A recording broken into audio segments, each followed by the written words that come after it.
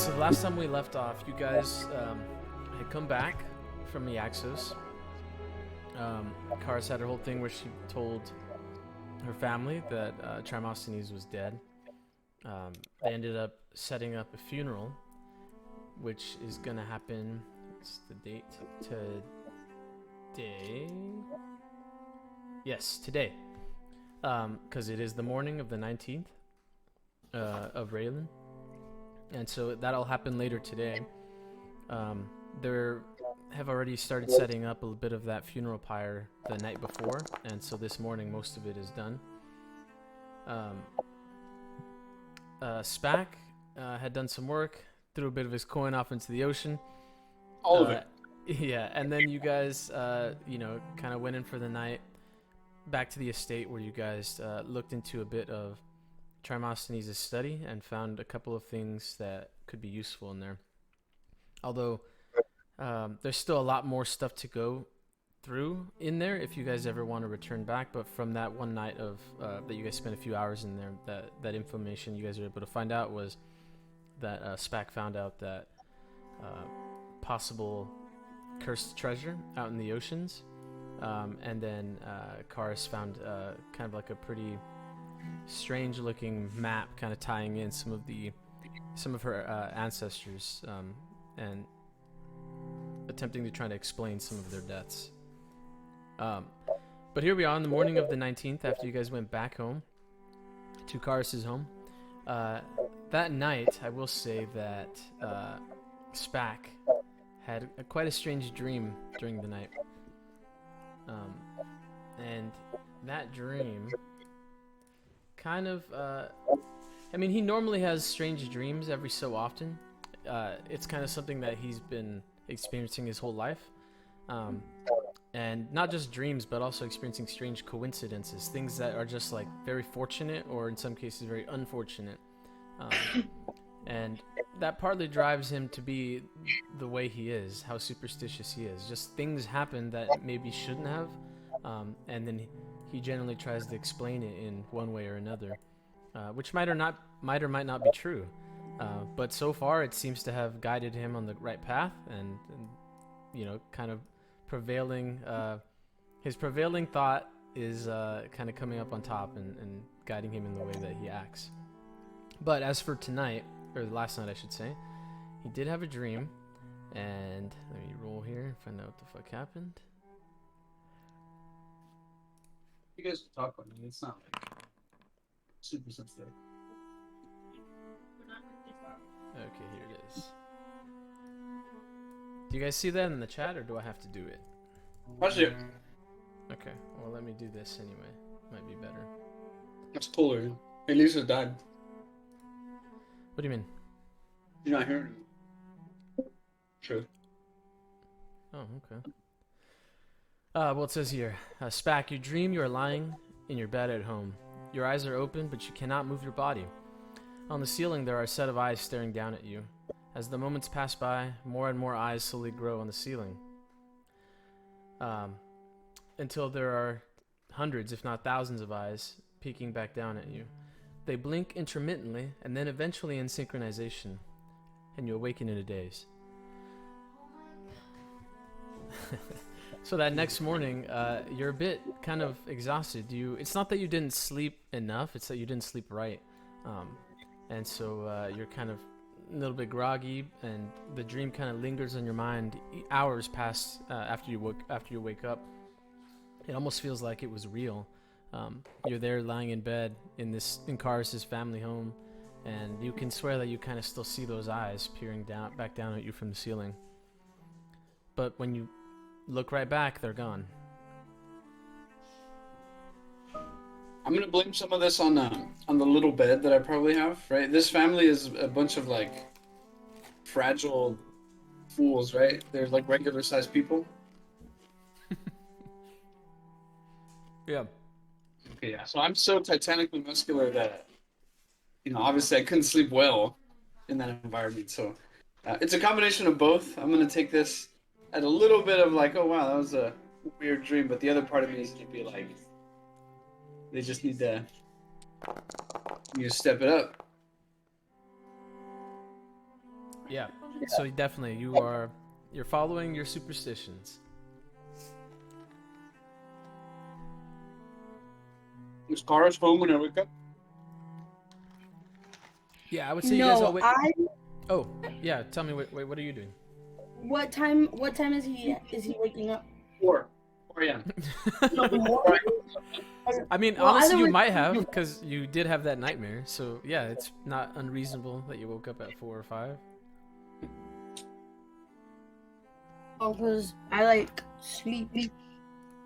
I do actually wake up early, like about 5, and start to get ready because I wanted to backtrack the route that the package took from the boat and try and pinpoint a place where it was stolen. Got it. Okay. So, you guys probably wake up around the same time, roughly. Then. Do you guys want to head out together, or Karis, you want to go on your own, and Spack, you stay at home, or what's up? As soon as she like starts to walk out the door, I go with her. Okay, cool. Nice. We'll set the game in motion then. So, what exactly are you doing, Karis? So, from the guys in the boat, they did mention that the separated box, it went the route. It looked like it was going the route where it was supposed to. So my guess is they got attacked about halfway there and taken elsewhere because the girl said that it didn't end up being in the caves that I know. So just trying to find a struggle or a like ambush point in a possible route would be something helpful. Okay, cool. Maybe like rolling some streetwise to see if I know Yeah, the absolutely. area. Why don't we try a little bit of this augmenting stuff? I don't know if you caught a little bit of what I was saying to Nick before you got in or whatever, but I made a couple of new macros. So if you click the little folder where the macro library is at next to your hotbar, you should see a couple of new macros. One of them is called combat roll, and the other one is called augmented skill roll. Do you see those? Yes. Yeah, so combat roll, I would drag that to your hotbar. Essentially what it is, you click on it, and then it opens up a menu where you can pick the combat style you want to roll and the weapon that you want to attack with, and then it'll roll 3 different dice for you at the same time. It'll roll your combat style, it'll roll the weapon damage, and it'll roll the hit location all at once, so you don't have to do all those individually. So pretty much almost, you don't have to use it, but it's faster if you use that instead of rolling from your sheet. And then the second one is augmented skill roll, and that one is the one I want you to use right now. So what I want you to do is I want you to augment your streetwise roll with your locale roll, because you're from this area, you know this area, and so what you're doing essentially is you're augmenting your streetwise roll, you're improving your streetwise roll because you know the local area so well. So so when you click on augmented skill roll, you want to roll your streetwise, and then you want to augment it with locale, and then make that roll. Give me 1 second to do this. Locale. You're gonna bomb it, dude. Okay. Okay, streetwise augmented with locale. Great. That is a success. That's standard. Great. So you spend about an hour or so. You guys can spend about an hour or so kind of, investigating the local area, the docks themselves where you guys met up with the other Etralvi sailors, where they were unloaded, and kind of split up a bit, kind of, exploring the area and seeing where it could possibly have been taken.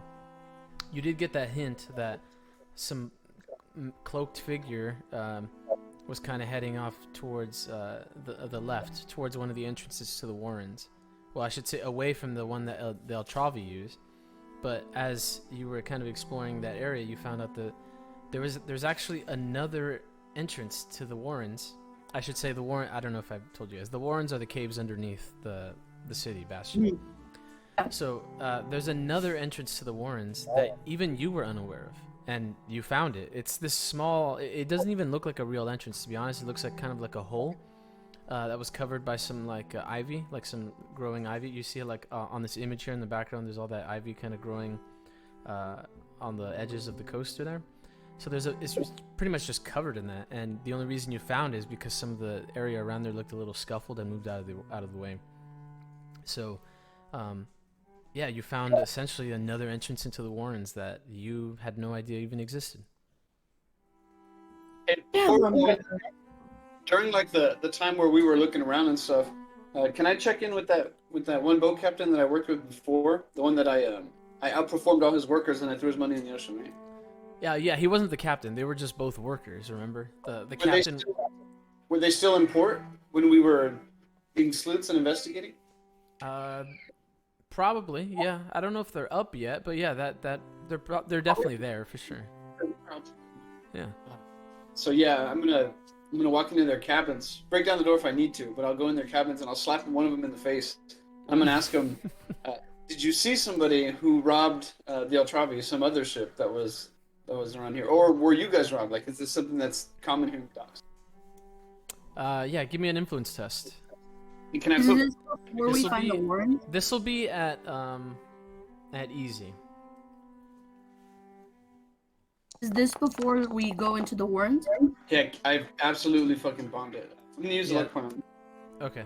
Yeah, he's doing this while you were investigating the area. Oh my god. Oh, there you go. Oh, you said easy though, huh? Yeah, easy. Can I argue for Braun? I'm trying to look scared. I would have allowed it, but you already rolled it, so it's cool. Yeah, so the guy pretty much says like, you know, I'm not really sure I know a lot about that, to be honest. That whole area, he kind of looks and he goes, well, I'm sure you're aware of kind of who runs that part of the dock. I'm not. Explain it to me. Well, you just don't ask a lot of questions about what goes on over there, is all. And like I said, I'm not going to, so, yeah, I didn't see anything. This guy's still in bed, right? He's still laying down. Oh, he's up now, because you, like, woke him up. Let him sleep, bro. Speak down to him while he's in bed? Well, let's say he's sitting on his bed, yeah. Okay, so I'm standing, right? And I'm like 6'8", and he's sitting on his bed. So after we get this response of like, no, I don't want to tell you anything, I'm going to do this on his bed. I'm going to stare down at him and ask him again one more time. Are you sure you don't have answers to this? Okay, this time I'll let you do the influence augment with Braun. Let's see. Influence. Augmenting skill. Braun. Oh my god. This is easy though, like I said. So yeah, there is the pass there. Great. So yeah. Wait, is your Braun wrong? Oh, never mind. That's 20% of it. So yeah, that makes sense. Okay. Yeah. So it's just that your influence is so bad. I didn't see that. But yeah, he kind of looks and he goes, look, I don't want any trouble, but just please, don't tell anyone that I told you anything. So there's this person that kind of comes in and out of that area of the dock, but only really late at night. I've never seen them otherwise. Well, they're kind of skulking around that part of the dock, and they kind of run back here on the right side of the dock, up towards the city. I'm not sure where they go, but you know, like I said, they're probably with the Etralvi doing whatever it is they do. But that's it. I don't know. I don't know what else to tell you. That's all I really wanted to know, just to hear if something did happen, if you knew a little bit about it. So I'm gonna go and throw some of that information out there, toss your name around, maybe get a little bit more, and then yeah, if you guys need any help, Matt, you know, I stay at the you know, actually I don't know their last name, but I stay at this one house with some small people. So if you need help loading up anything on the ship, then let me know. Okay, all of that sounds amazing, but except for that very first thing you said about tossing my name around, don't do that. I literally just told you not to tell anyone that I told you anything. Yeah. But the rest of it is good. Well, we'll see. Yeah, take care. Get some sleep. It looks like your body needs it. A lot of rest to that, I guess. Give me a perception test before you head out. Oh, but man, all of my skills suck, dude. This is not cool. This is you're bullshit. good. Why are you throwing my family under the bus? I don't know your name, though, so I'm staying at a house. Hey, but for real, Lisa, I don't know Kars's last name either. What is it? Oh, it's just a dick. Okay. Yeah, Karius. It just is not. Yeah. Yeah, I don't know what it is. What You is, don't have to come up with it now, but you should have one just because, well, it'd be helpful. Make it Biden. Like I said, you don't have to do it now if you don't want to. It's fine. will be that influential family. Now I don't even want to tell Spack my last name. You weren't there. You don't. Yeah, you don't have to tell him. Just tell me. Yeah. He's just throwing information out there. Fuck that. Okay, cool. So you head out of the ship, and at that point, Karis is coming back to you. So you guys meet up after finding out your individual things. I don't want to tell him anything or give him gold because he's just gonna throw it in the water. Well, we're back at the docks. This is after we found that shady ass place, and so I'm just gonna confirm it and say, one of the guys I work with on the docks told me that there's a shady figure that constantly moves through some of these areas here, usually really late at night. So, very likely we'll run into them. But he was really worried about sharing that information to begin with. So, I don't know if it's because he's a frail human and just a scared person, but we might encounter something there that hopefully you know a little bit more about, because I wouldn't want this to turn into a bloodbath in the caves or in the warrens. Well, I'm sure he probably told you the same thing a little bit of the same thing that I know about that particular area of the docks. It's not the easiest crowd to deal with, and I know, and even the Etralvi themselves are very interesting. I think you're definitely right. We need to go in ready, and if we want to get this job done, especially by tonight, we need to get going. And it's good that we started early. Chances are, it's now we left at 5, so probably like 6 or so. Took an hour or so to do it. Is that fair? Yeah. Okay, so then from here, well, I found quite frankly an entrance I'd never seen before. I didn't know about this, but it seems like the likeliest way that they have been traveling, and it's probably best to get in there early while any guards are asleep and go in quietly and quickly. Okay. As you say, go in quietly, I pull out a 5.5-foot oar, and then I say, "After you." I laugh and say, "Not the subtle type, are you?" Huh?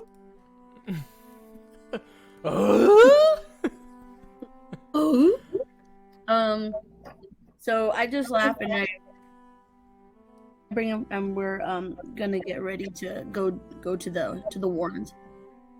Okay, cool. So yeah, you guys approach the entrance to the warrens that Karis found. You guys should change your names on Discord. I keep looking over there for names, and it's from the old game. Yeah, so you go up to the entrance to the warrens, and you push aside the ivy, and sure enough, there's this giant cavern. There's not really steps down, but it's kind of like a gentle slope down. The cavern itself is a bit kind of moist on the interior. It's kind of dripping a bit, and the walls are kind of gooey with some of the moisture. It's partly because of all the vines that are covering it too. It's just trapping in a lot of the humidity from it, and it's quite dark also. You guys kind of look around. See if I have a there's anyone. clarifying question. What's up? Does Spack have any armor or any weapons?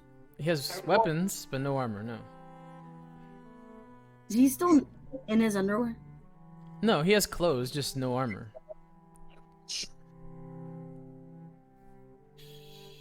Please tell me the ore isn't his only weapon. He has an oar, a chain, and his fist. I'm trained in is using the oar. He is a big guy, though, to be honest. So, like, you know, those weapons might not be like super lethal, characteristically, but he's a huge guy, and in his hands, a lot of things can be lethal. So. Okay. I guess we're going still. Okay. Bro, you don't need to worry for my safety. I'm good. You should be worried about yourself. Okay. Fine. Fuck you too then. Alright, so we'll head in as soon as we finish as soon as we head over there and just attempt to go the sneaky route. I'm hoping maybe on the way I just clarify to Spack, like, this is number one, don't tell your name to anyone here if we say anything. There's a reason no one at the docks wants to talk about that particular side of it. Don't invite them in. Don't mention anywhere where you're staying. Don't mention anything about yourself. Chances are they might have a good idea of someone like you out at the docks, but don't give them any more than they need to know, as they're quite a dangerous bunch. Okay. And while I find your humor whimsical, they may not be so easy to accept the humor. Be cautious. I understand. In my head, though, I don't. But I say it. All right. So, Karis, like I said, you are very familiar with the Etralvi, and actually, what are you rolling that for? What are you doing? Rolling what? The sailor cannot be a mystery on land. He's bad luck. So, we'll see. We'll see how that goes. It's another one of his superstitions. I'm gonna add that to my sheet because that's another one that I have to. Yeah, you should just develop like a list of rules, like the sailor's code or something, and every single time you add a new one as you get going. Am I allowed to look at Nick's sheet? Like, what Yeah, happened? you guys cannot look at each other's sheets, but you guys can't edit them. Only the owner can. Like, what is going on with Spack at the time? Okay, and like I was saying, Karis, you do have a decent understanding of the goings-on that the Etralvi do, kind of how they're organized a little bit, and some of their current negotiations. But regarding the Warrens, you've only been in here, at least in their part of it, a couple of times, and so you're not familiar with this particular entrance. I remember, like I said, the Warrens are pretty massive. They stretch the whole span of the city, and they're huge. I mean, even the guards themselves, the Bastion guard, they try to cut off and close up any existing entrances and exits that they know of that aren't directly useful to them.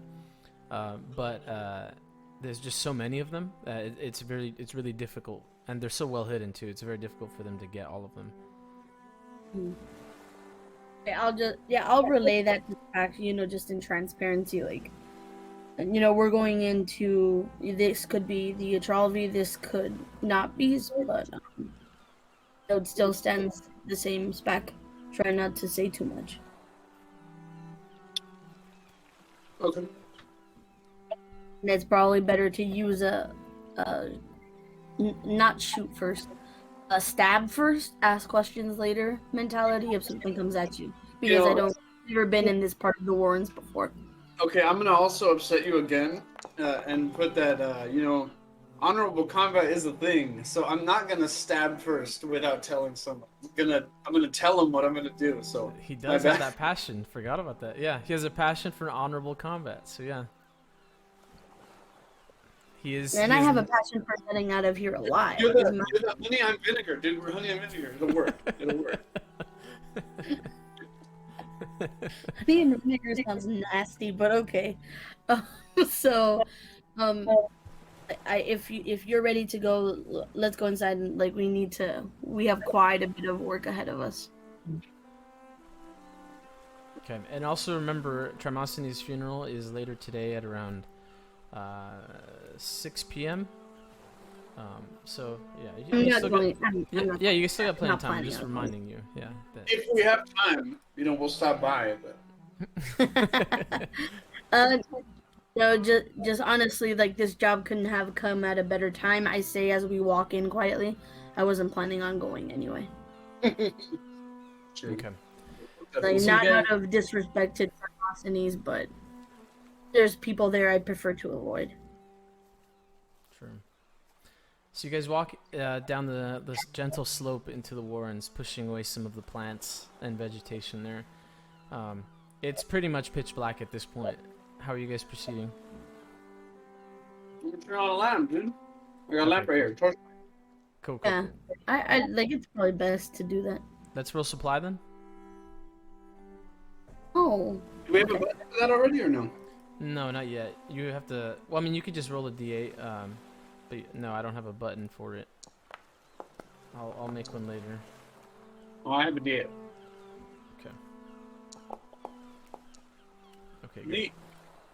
Yeah, so you guys light up some torches and get going down.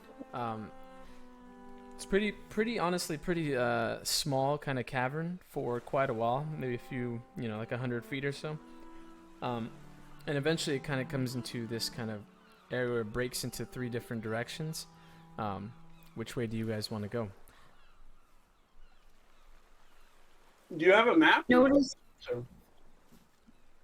You guys can give me a perception test if you want. Well.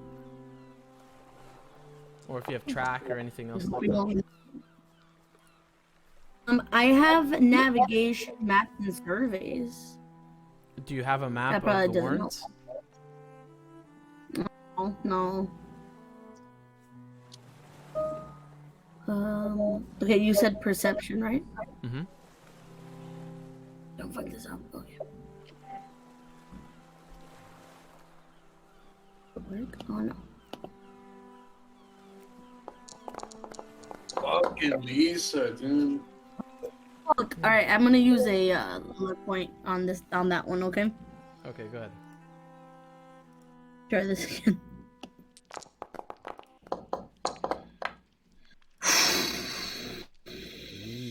Okay.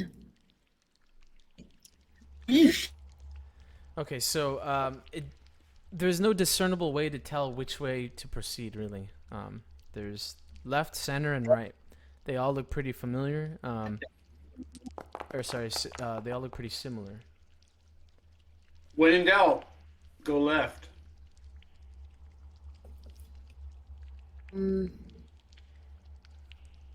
Oh, hang on. Before we choose, I want to use my witch sight. Okay, nice. Go ahead.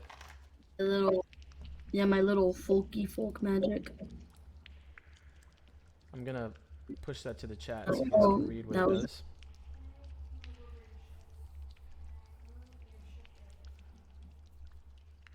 Where did I find my spells? Was it on the usual? It was on magic. Yeah, you can just roll folk magic. I pushed the description of the spell to the chat already, so you can see it there. Okay. This will be at an easy though, because there's nothing like fighting you or anything, so you're chilling there. Oh yay! Thank you, Alex, for being kind. So yeah, you pretty much. Well, how do you enable the witch sight? I want to see if maybe we can activate like some. Like I want to envision how spells are cast in this world. So how do you do it exactly? It's a quick thing. Like it's not like this giant thing. Before Spack starts like, going left, like he does, I kind of, because I imagine I'm, the height difference. I just go, and I stop him, and then I do a whole Naruto little hand symbol, and when I open my eyes, they glow purple again. they go purple, and the witch sight is cast. Oh, cool. Okay. Let me see if I kill you on sight for having purple eyes. You don't. You got lucky. You got lucky. Remember, if you succeed on your Great. superstition, that means you can go against it because it wasn't powerful enough for you to stop you. Okay, great. So, okay.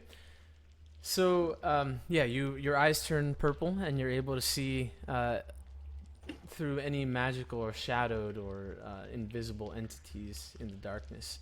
You kind of peer along for maybe like a whole minute as you're kind of focusing and staring.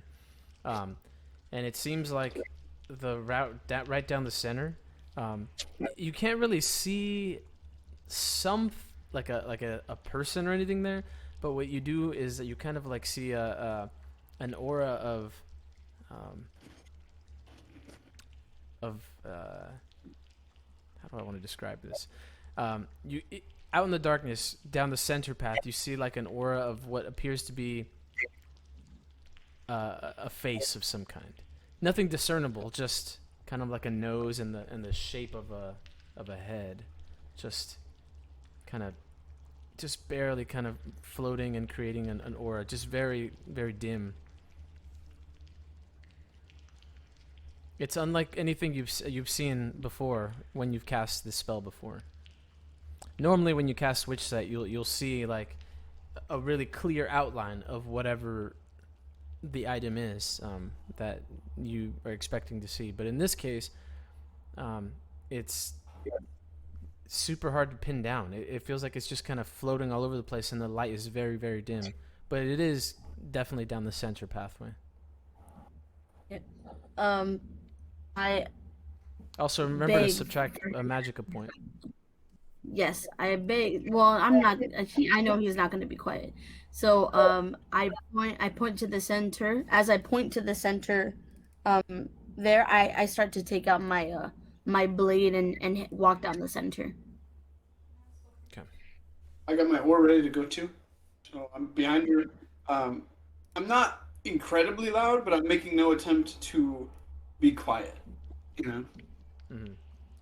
I'm not trying to be funny this time. Yeah, so Okay. heading down that middle path towards the fuzzy fuzz. Okay, great. So you guys get down into that center path pretty much. And let me get this asshole out of here. I'm going to bring you guys over to this map here. And I love that like smell. It's so awesome. It's useful for sure. Okay, you guys should now see a pretty dark ass map, right? Loading in. 1 second. There it is. Yeah. Okay. Loading run. I might, you know what? I might Let turn off me- my camera because it's making it run slower.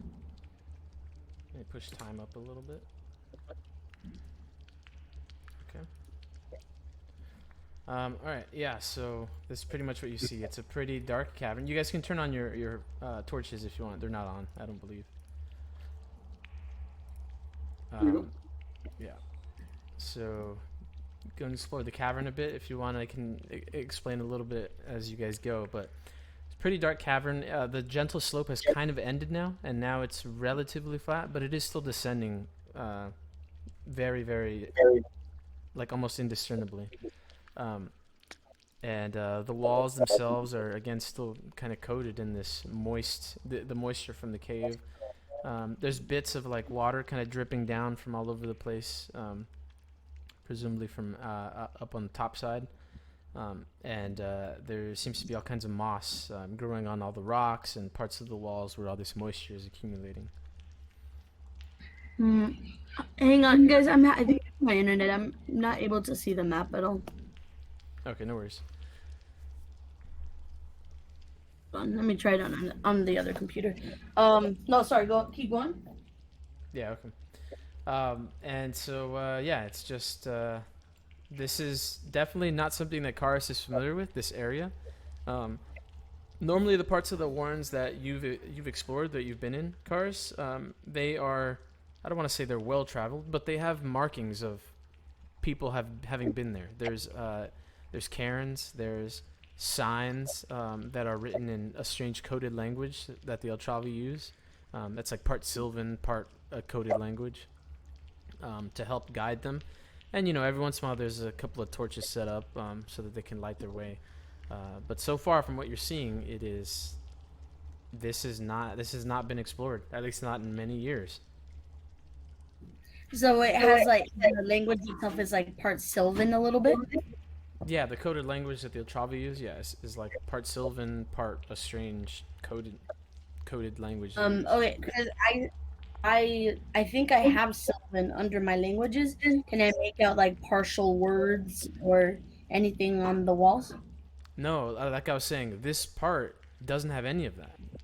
I was saying normally in the other places you're familiar with or that you've been to, there is that to help guide the runners as they're going to their spots, to their locations. But this part of the warrens has none of that. My bad. I'll pay attention more.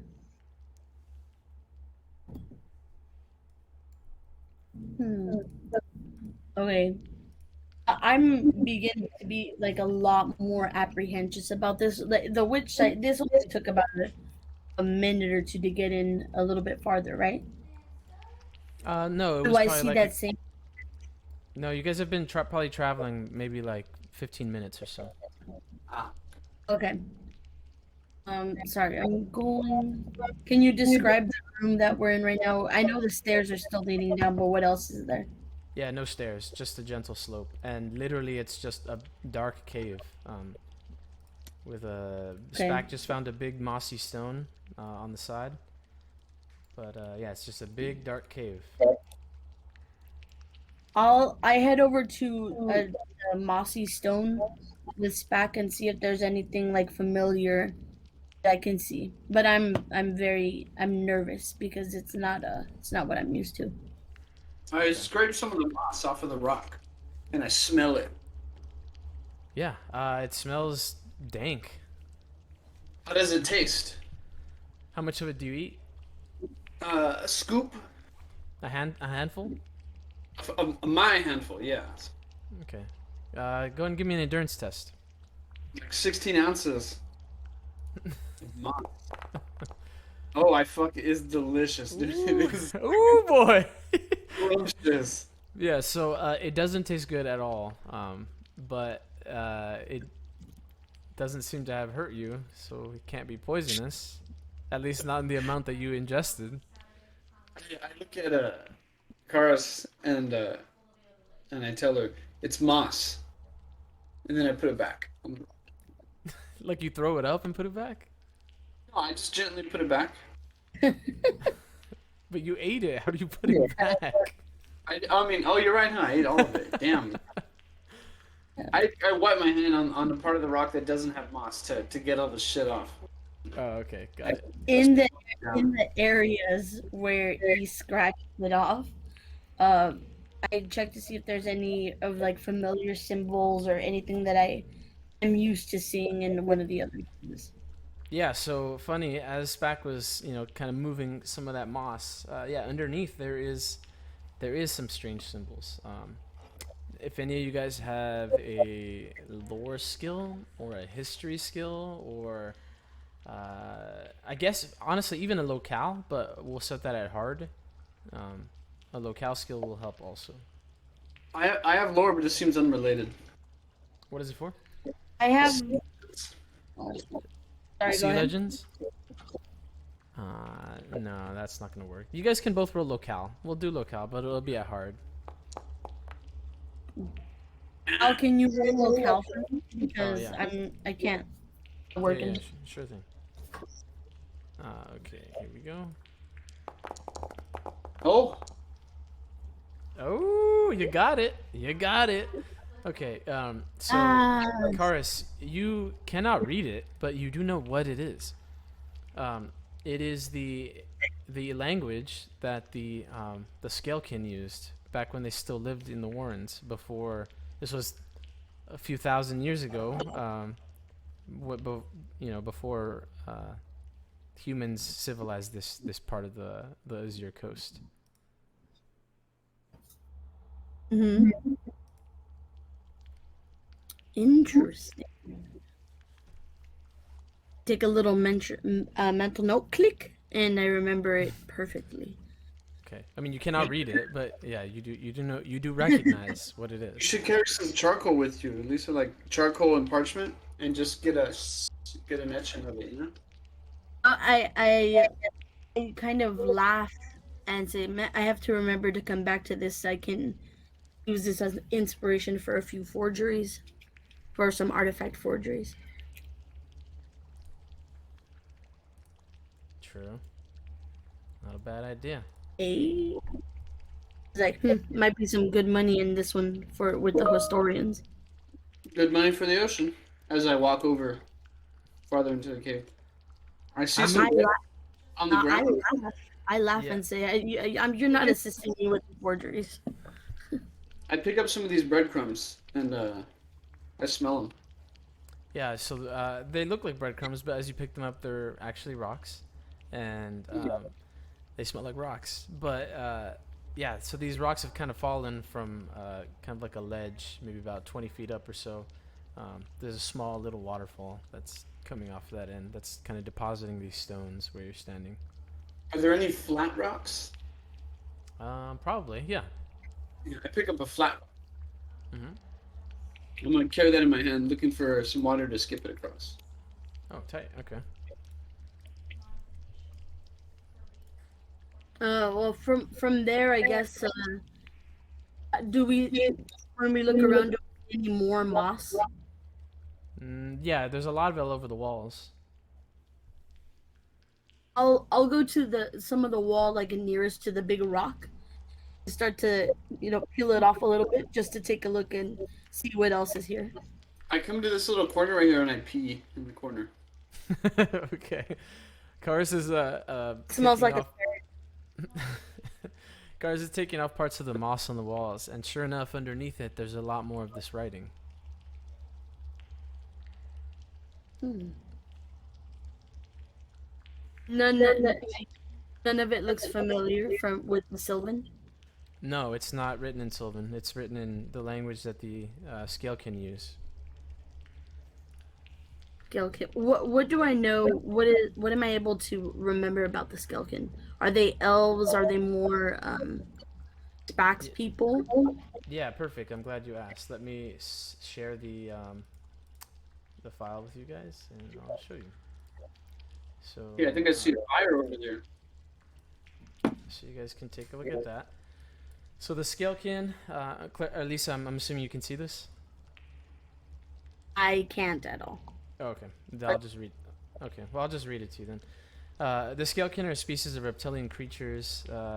They originally inhabited this area in the Azir coast, but they were ousted by Harman Delmond when the Republic of Delmond was formed.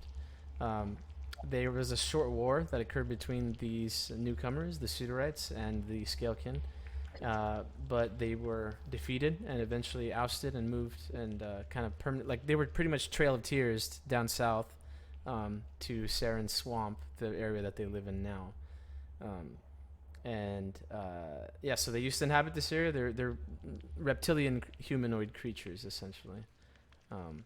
And there's two different types of them. Essentially, there are two different common types of them. There's the regular scalekin, and then there's the Ophidians, which are snake type instead of regular lizard type. They're snakes.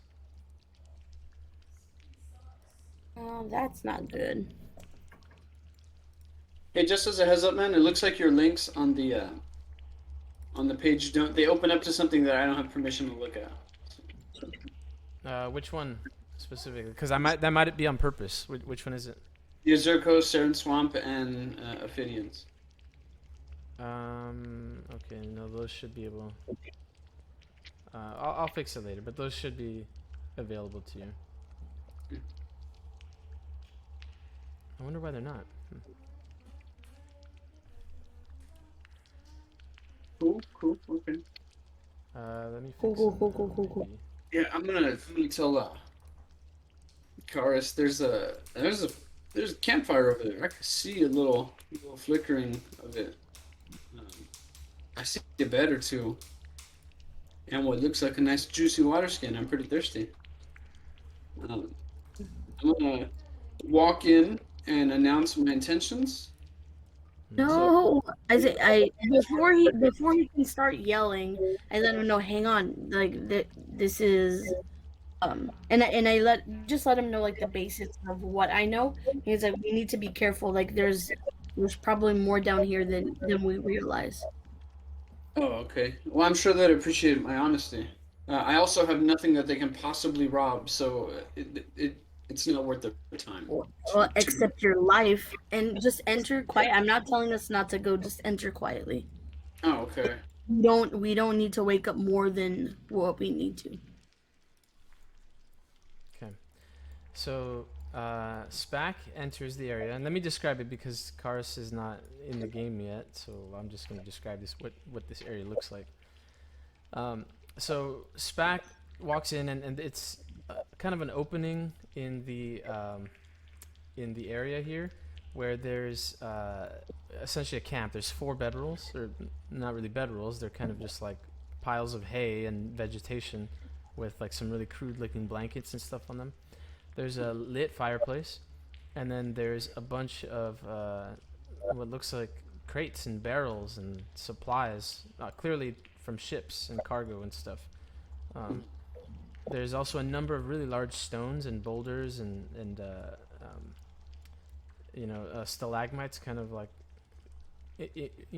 protruding from the area here, and small pools of water as you guys are stepping in the area. So as you guys are walking around, it's like splish splashing, yeah, essentially that's it. I'm gonna have both you guys roll a perception roll here.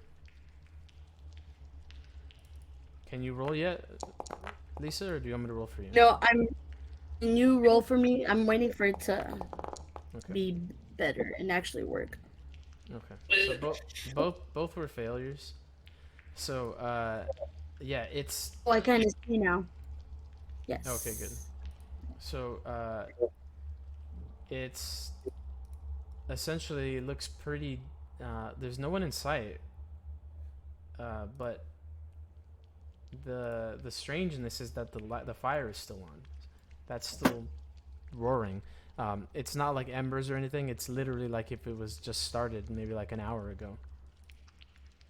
To this water skin, and I pick it up. Is it juicy?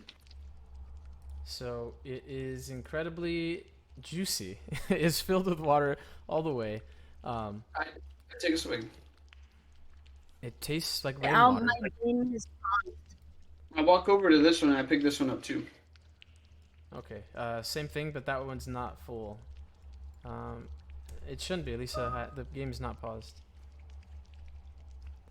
it's good now. Okay. So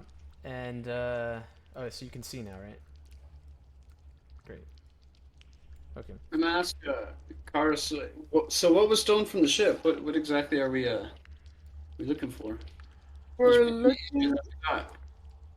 looking for a large wooden crate, but it had the person who got us the job. They weren't able to tell me what was inside of it, but that it was a smell.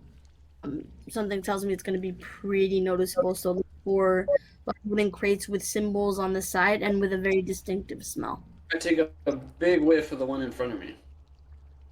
It's locked, but it definitely has a dank smell. I grab it from the sides to judge how much it weighs. Like, I try to tip it to get an idea of, like... It's not that heavy. It's maybe like 100 pounds. I pick it up.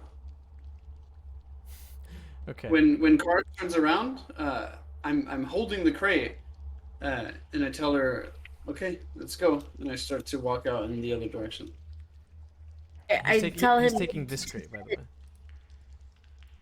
I tell him to set it down for a second and just explore a little bit.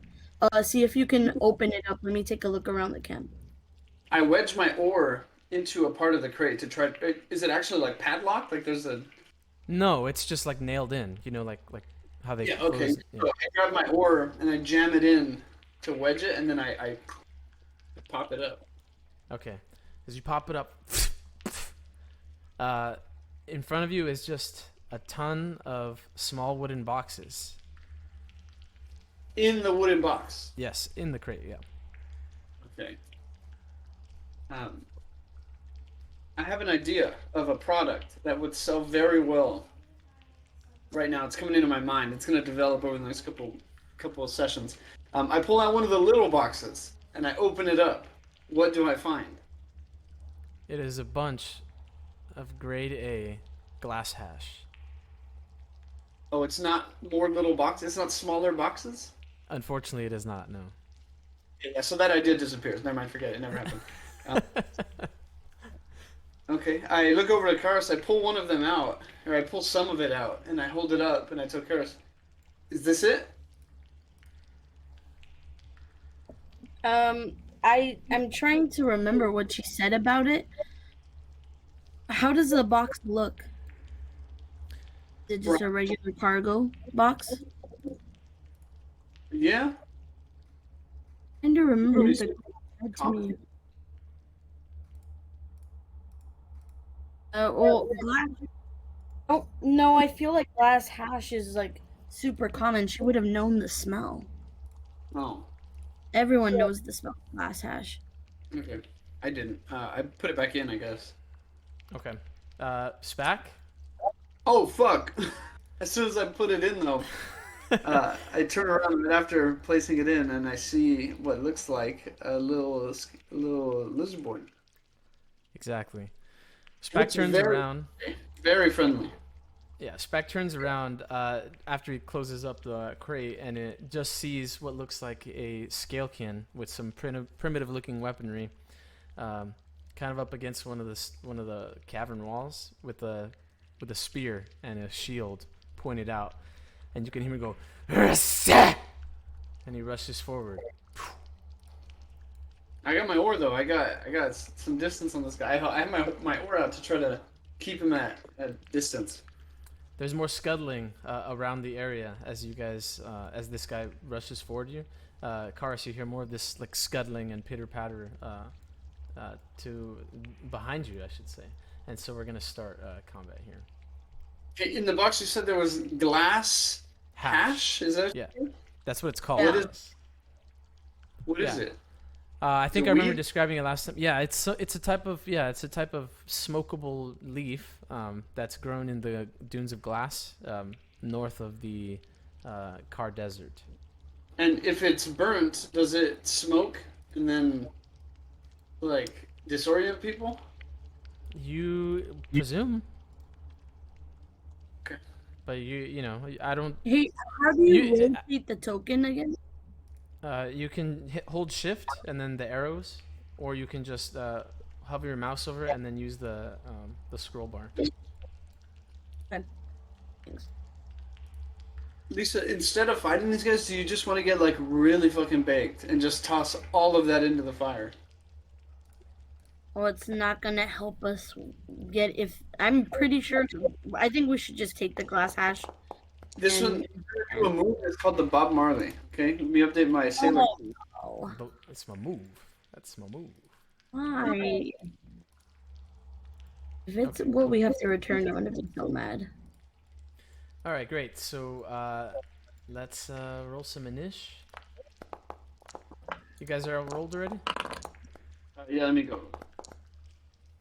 Hey, these guys are really quick. I rolled the worst I possibly could. Okay, cool. All right, so we're gonna start with our first lizard boy, who is the one who was rushing you, Spack. Okay. Let me play some cool combat music. There we go. All right, so this guy's gonna go first, and so yeah, so he's moving up to you. Is he within? Yeah, he is. So he can move right up. So he has a spear, and so he's gonna try to jab you with this guy. Your spear, or what's the size of your oar? Sure. It's medium size. Oh no, that's reach. Oh, that reach should not be small. My bad. That should be medium at the very least. Actually, it'd probably be long, huh? No, let's leave it at medium because you do have to kind of choke up on it. Okay, we'll leave it at medium. Okay, so yeah, he comes up to you with his spear, and he's gonna give you a nice little jab. How are you gonna defend? Probably gonna not get hit and then just hit him. Oh, that's a good move. Let me counter, yeah. Oh my god, he rolled good. I think I did too, though. Oh wait, that's you. Yeah, that's me. Damn You it. have to roll. But remember, it's opposed. All you gotta do is beat a 28. Oh my god. Not by that much though. Okay. Yeah, It's so easy for me. So yeah. So he's gonna do 6 damage to your Ow. hit location 8, which is where on your body? It is your abdomen. So Abs. so hold on. Remember? Oh no, yeah, that's right. Okay. Yeah. I think I have a wound because my ab health, it's all fucked up. My right leg is 5, but my left leg is 7. My chest is 7 out of 6. So I'm not sure. Yeah, just go back to full health. I'm seeing your numbers all weird too. Start at full health because I don't remember you getting injured or anything. So you should be completely at full. Okay. So if he did 6 to my ab, it went 1 over. So I have no health there. I have -1. Yeah, so that's a serious wound. Now, oh, you're out of luck points still, huh? Yeah, so that's going to be a serious wound. Essentially what that means, let me pull up my rules here. Here we are. Are you sure that my ab is that weak? Because how does my leg have more health than my ab? No, you're hold on. Let me fix it. Sometimes this happens and it's fucking weird. I'm not sure why, but let me fix it real quick. Give me a second.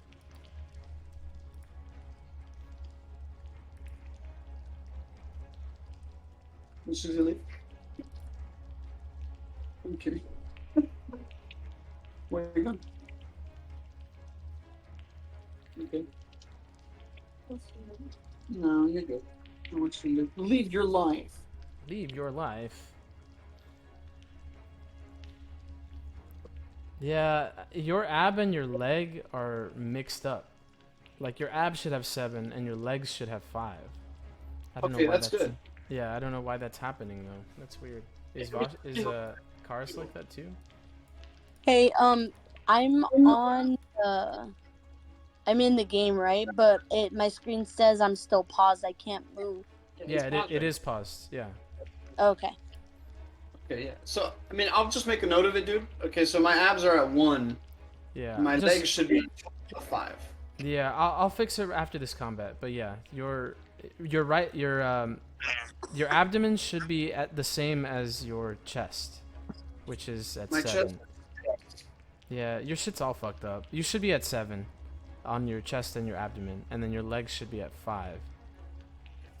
So it's all weird, but yeah, I was looking at Karis and her sheet's fine, so I don't know what's up. Maybe I'll just have to put in your shit again, but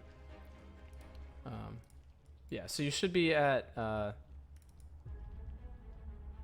your abdomen has 7, I believe.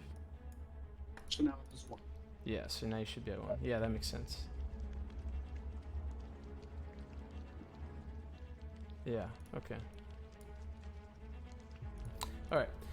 Yeah, so yeah, you take that big dick hit, and that's the end of his turn. And you lose 1 action point as well. And then that's it. So next up we got...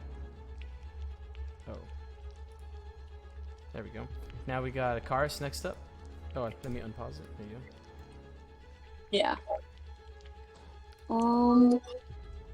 Hang on. I'm trying to see what the fuck is happening.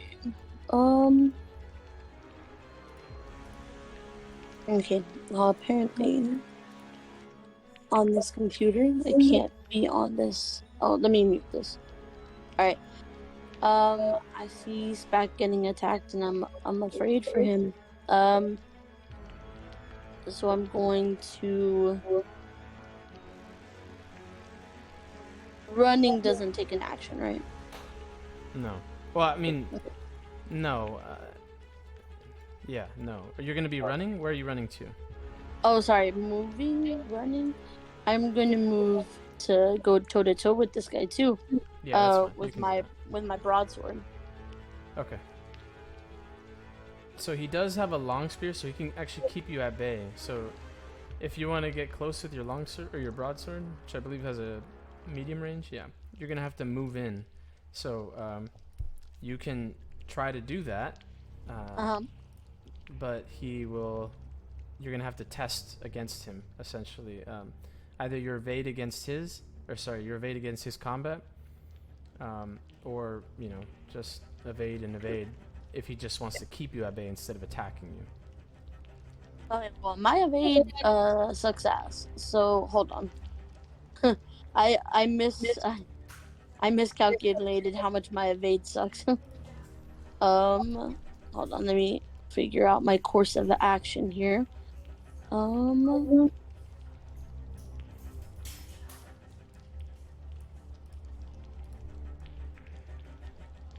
Okay, actually, before I move in,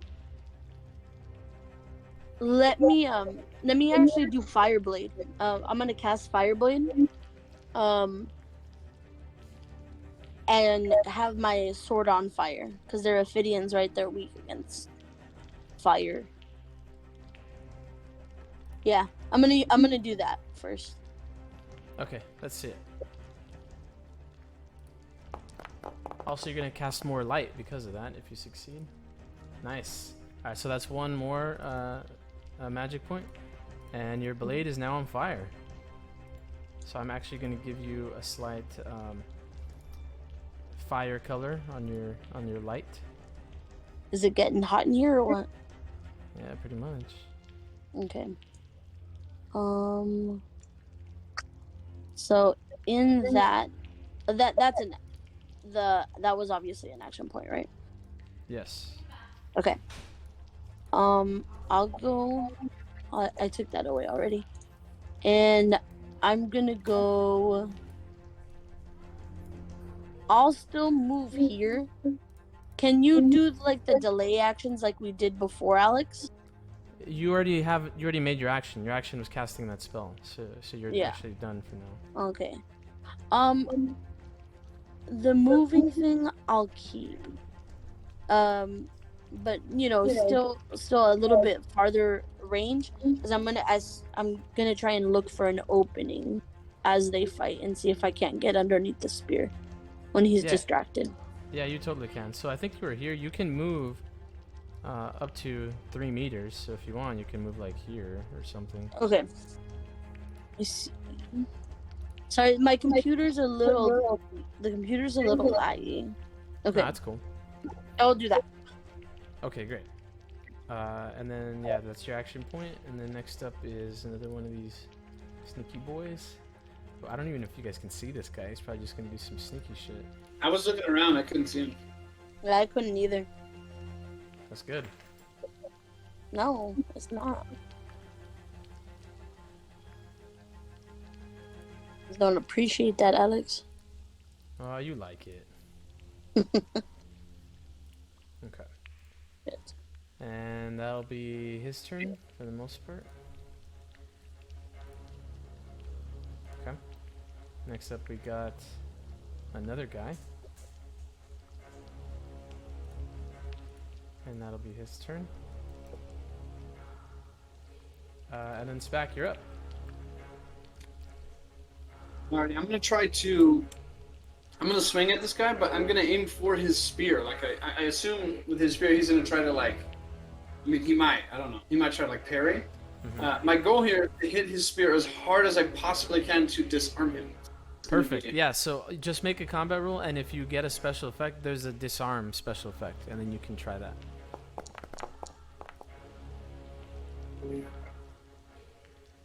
Okay. How did he do?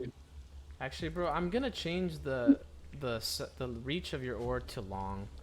It would be long. Yeah, it would. I'm just gonna change it to long, so that makes sense. Okay. Yeah, that makes sense. Yeah. So let me have him roll. Sorry, I was just kind of thinking for a second. I was like, nah, it's got to be long for sure. He's actually going to try to block with his shield, actually.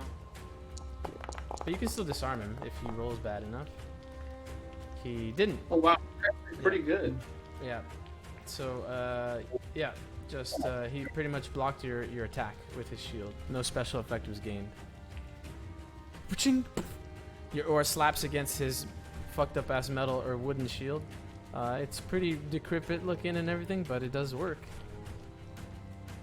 And that's another action point from him.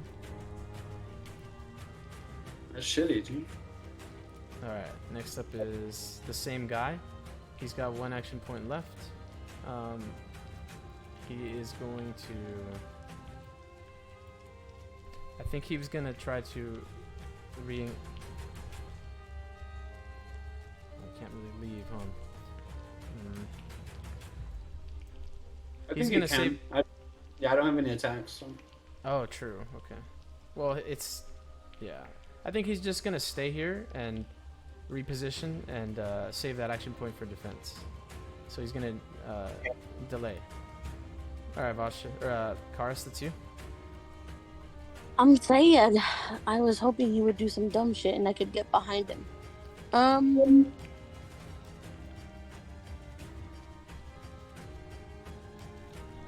You know what? Fuck it. I'm not going. I'm gonna try to engage him here and go to match him and see if I can get it out of his range. Right Okay. as she walks in, I go boom, and I try to scare him so that he doesn't attack her. Alright. So, yeah, so these are your options pretty much. Karis can just fuck it and just go in there. And then the Scalekin has the option of trying to attack you while you're going in there. And regardless of if he hits you or not, you get in there, right? Yeah. Or you can try to maneuver your way in there, which is the evade test. And you only get in there if you succeed on the evade test versus what he does. So you can pretty much take a guaranteed, but have to suffer the possibility of getting attacked, or take a chance with evade and getting in there. Nah, Which one fuck do you that. wanna I'm do? gonna take a page out of Spack's journal and just go all in. Alrighty, that's it. So you move on in. And Be my journal. Yeah, I think he's gonna try to make the attack. Yeah. I have a better chance of the all out because my evade is not great. I'd rather just try and. Oh, you don't need to roll anything. Or I mean, Oh, okay, I mean not Never yet. mind. Yeah, you don't need to roll anything Okay, yet. thank God. So. because I failed. Okay, thank gosh.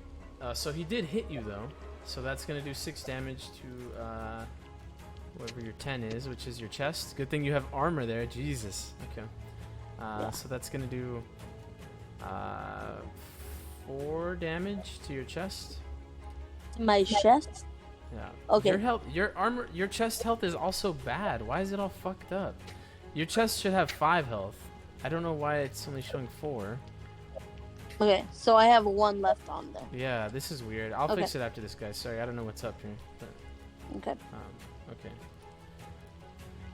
Yeah, so he did a shit ton of damage to you, but luckily, still good. And that's his action. And so that was your action, essentially, getting in on him. So that's your action point. Uh-huh. But I got close with my flamey sword. Whee! Yeah, you're now within your weapon's range, which is coincidentally too short of a range for him to use his weapon effectively. His spear, I mean. But bear in mind, he does have the shield, which he can use, but he essentially can't attack you with the spear right now because you're too close to him. It's a wooden a shield, though, huh? Yeah. Yeah, my sword's on fire. I'm gonna make him drop World's that on fucking fire. shield. All right, cool. Let's go. And this guy will move up here, and that'll be his action. And then we got other boy over here, who will now. Can he even reach? Does he even speak Swahili? 20. I don't know. Oh yeah, barely, but yeah. Okay. Fucking Alex. Karis, you should be rotated like that. Yeah. Okay. So this fuckboy is going to toss a dart at you from across. He's on this like boulder here, so he's probably like 8 feet up or so. But he's gonna try to toss a dart at you. We'll see how that goes. I hope he fails. Oh, Hard. he did. Yeah, he did definitely. He So hit? That sucks. No, he failed. He missed. Oh, thank God. And that's it for him. So next up we got actually, yeah, Karis, right? Yeah. I just went, didn't I?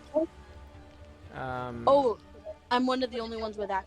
Yeah, it's pretty much just you and a couple of the guys here, but they also, yeah, it's pretty much just you because the other guys can't move anymore, so they're gonna be done essentially. Oh, okay. So then, with my last action point, I'm gonna attack the boy here with my flaming broadsword. Okay, let's see it. He cannot defend, so go ahead. I always just like love imagining these battles where like, oh, I'm out of action points. I can't, defend. Well, Just it's kind of just because they're not, the more action points you have, the faster you are. And holy Christ, you got a crit, jeez, and he can't even defend, Jesus. Okay, so that's 2 special effects that you can do on this guy, on top of the damage roll. So. where was that roll all my life? Jesus. They come every once in a while. Okay.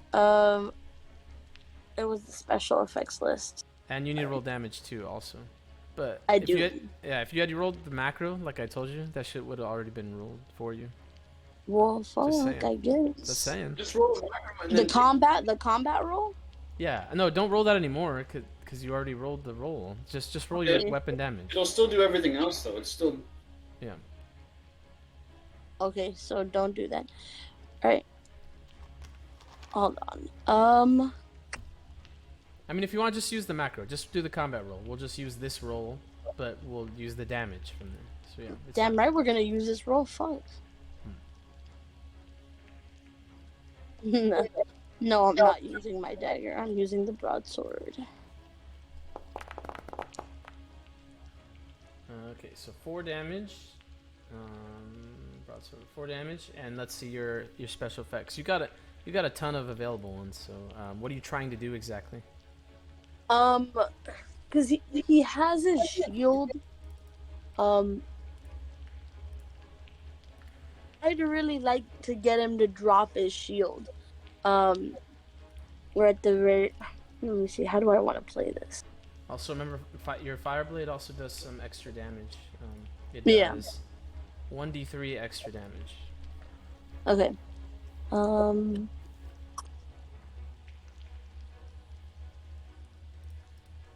Sorry, I'm looking through the. I'll roll the 1d3 for you. If that's cool. Yeah, I want to make him like. I want to get his shield on fire. Okay, that's definitely possible. So you So can pick. yeah, I'll do damage to a specific, like a hit, specifically the hit. Why don't I have permission to do that? Yeah, you can pick damage weapon essentially, which is a special effect. Yeah, I'll do damage weapon, and I'm gonna go. No, not his shield. No, yeah, his shield. Okay. Yeah. So you can do that, and then because you did get a crit, you could also do all kinds of other cool shit like max damage. If you want to max damage, you can do that. Yeah, we'll definitely do max damage. Okay, so what did you get for your damage? Oops, sorry. So -1, so it's going to be 8 damage, -1, so 7 damage total, +1 from the fire, so again back to 8. 8 damage against his shield. And that, I believe, is going to bust it. Oh, yep. Let's go, baby! Target weapon uses own armor points resisting damage. Okay, so it didn't bust yet, but it did take a lot of damage, and it's on fire. So it's pretty much gonna bust pretty soon. And plus it's on fire too, so that guy's probably gonna have to drop it very, very soon. But yeah, his shield's on fire now. Yay! Nice. Let me tag him with such a condition. There you go. Nice job. Good use. Okay, and then pretty much that's it for the round. These other guys still have one more action point, but they can't move anymore and can't do anything. At least nothing that I would want them to do. So we're good there.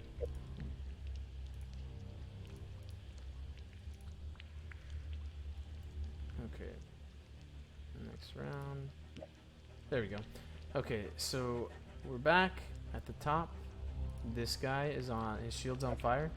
He is going to go ahead and I think he's gonna Drop do it that now. shield. Yeah, he's gonna drop his shield.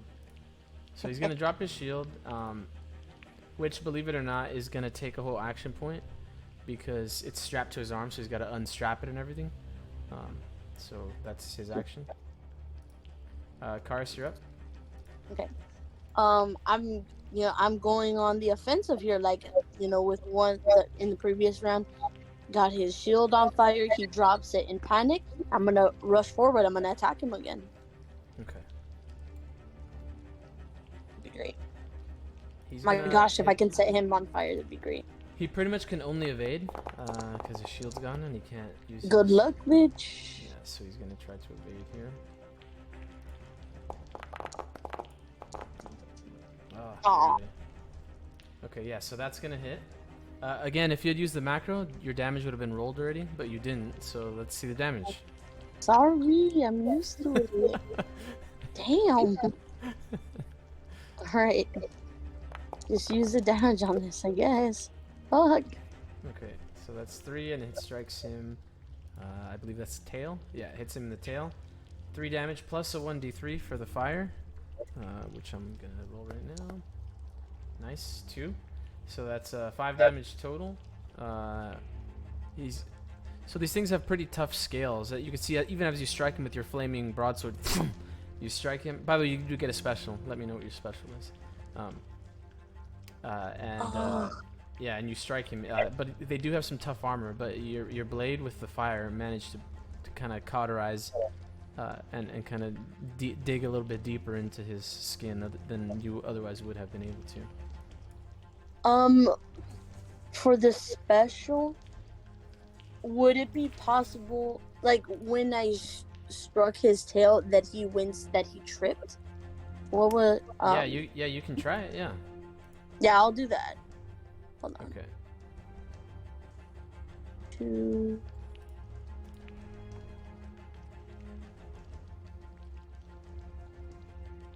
Looking through some of them. Yeah, no worries.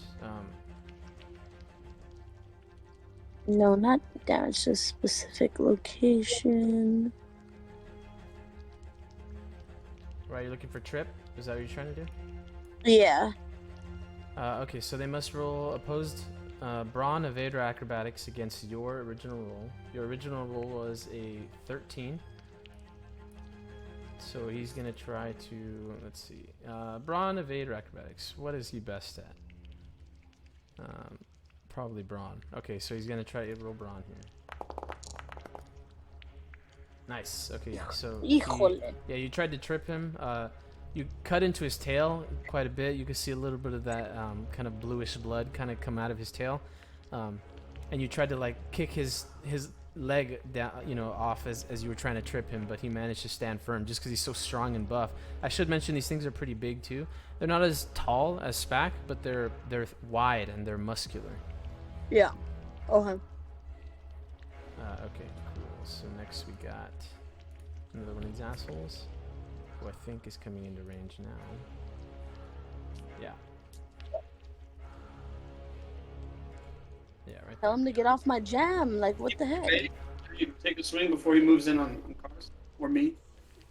Yeah. So. Yeah, I guess you can because you do have a long weapon. Sure. I guess he'd have to engage with you first because you're within range here. So yeah, sure. He'll come here and he'll try to attack Spack actually. Okay, I'm gonna try to counter. Okay. I see the attacking one in my peripheral, and I smirk as Spack comes in and defends me. Fucking rise. Oh, dude! Nice. Oh, you fucked it up. Okay. So, oh, sorry, I got the roll switched. You rolled terribly. Okay. I thought I thought he did badly, but I guess not. Yeah, so he is gonna go ahead and deal 7 damage. What is that to your left leg? It's a big boo-boo, dude. Nice. Okay, now this is legitimate. Let's see how the wounds are. So that's a serious wound. The location is permanently scarred, and you cannot attack or start to cast spells. But you can still evade and parry for the next 1d3 turns. If the wound is to a limb, you must test endurance versus their roll. So let's see that now. Okay, you're good. Otherwise, just so you know, otherwise that limb would have been rendered useless until you regained HP in it. But otherwise, you're good. So your leg is still good, as in it's still up. You're still standing, but you cannot attack for the next 1d3 turns. You want to roll that 1d3, or should I? Time you do it.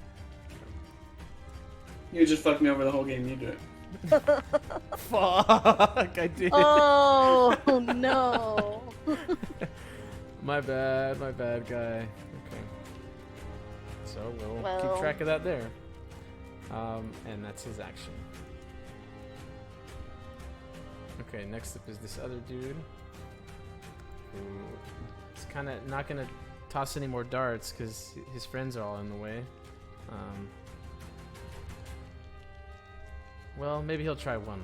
He'll just try once. Alright, this guy's gonna try to toss a dart at Karis. Hey, fuck off.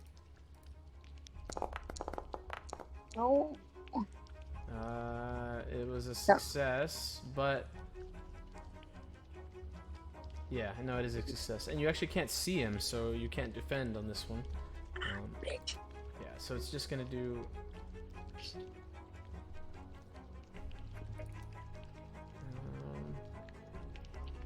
Where the fuck does it hit you? Oh, 8. Okay. Again in the abdomen. Oh, wrong person. So yeah, in the abdomen for the first time. Luckily, that just barely doesn't cause a wound. So by 1, you have 1 HP left in the abdomen. Oh no, you have 2. My bad. Oh no, just 1. No, I'm wrong. It is just 1. Yeah, because you have 2 armor there. So yeah, you have 1 HP left in the abdomen. Not a wound, but yeah, it's not. It was a good hit. And then otherwise, I think we're good. Are we good, Alex? Really? Oh yeah, we're doing marvelous. All right, next up is Spack. Spack, you can't attack, but otherwise you can do whatever. It's literally the only thing that matters. I do nothing. Okay, just dither and defend. So that costs an AP. What? Yeah, dithering, delaying, still costs the AP at that time, but if you get attacked, you know what I mean? So, alright, so then we go again, and this dude dropped a shield. He actually has to step back, to be honest, because otherwise his shield's on fire. Or I guess he could have just tossed it here. Okay, so he's good. But he cannot attack you at this range, so he's going to try to back up. Karis, you have the option of essentially doing the exact same thing that he did to you. You can attack him, but he'll for sure back away. Or you can test evade and try to keep up with him and keep him within range. No, I'll attack him. Okay, let's see it. Okay. Oh, hold on. Since you're all about buttons, let me use your button. I mean, if you don't want to go ahead, just use a sheet, but you have to roll 3 different things instead of just 1. So, your call. It's alright. I'm definitely gonna re-roll this bitch. Damn, how many luck points you got, girl? I got 2. I didn't use the other one. It was just 1. Oh, okay.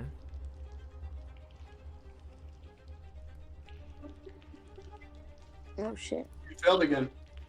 No, I didn't. She hasn't re-rolled yet.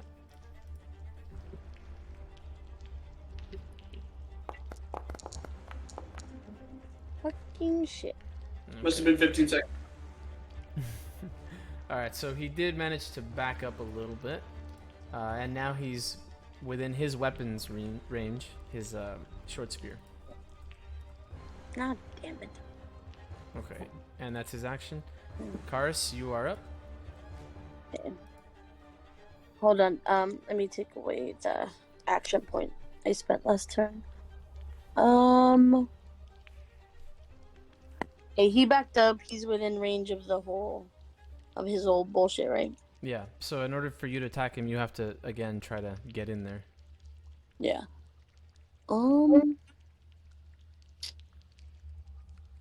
What about the guy over here causing my boy grief?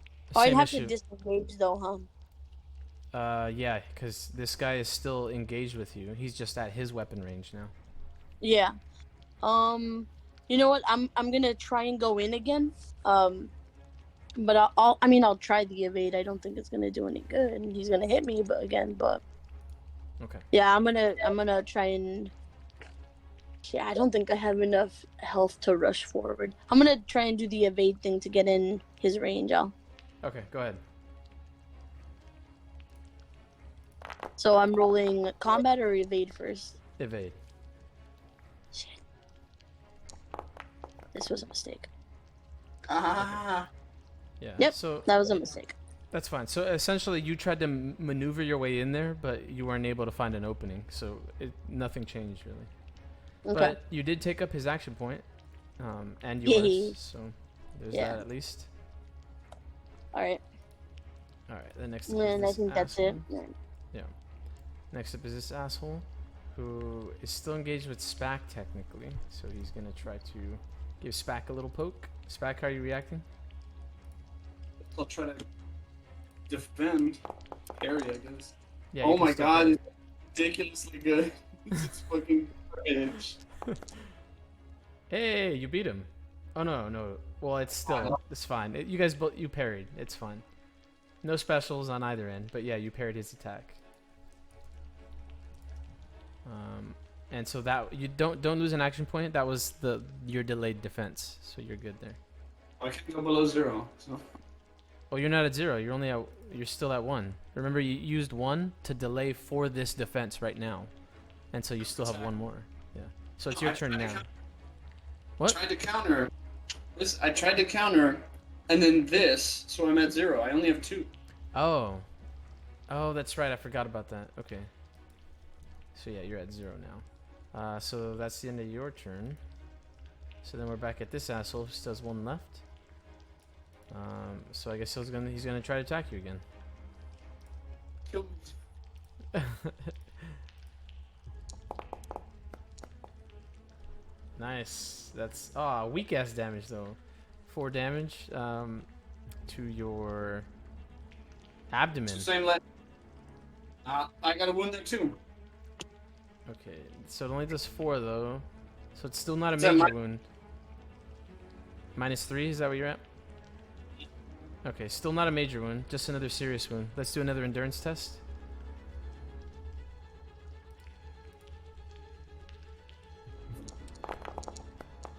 I'm cool. I'm alright. Wow, your endurance is so good. Jesus Christ. Okay, yeah, you're fine. Still the same thing though. You can't attack for, I'll just keep it the same. Oh, should not be 32. Should be 2. But yeah, otherwise, same thing. You're just so tough. And that's his last action point. Guys, I made white chocolate macadamia cookies. Racist.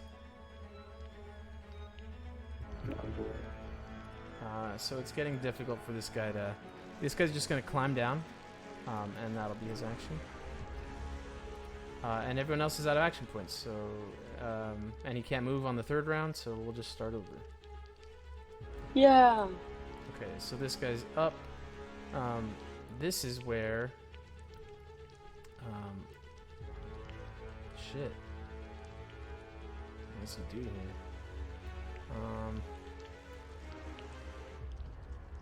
Oh, he's still at his range. That's right, but he has no shield. Mhm. Okay.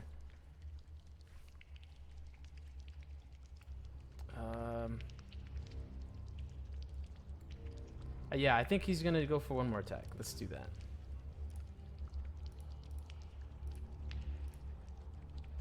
Boom. To me or Spack?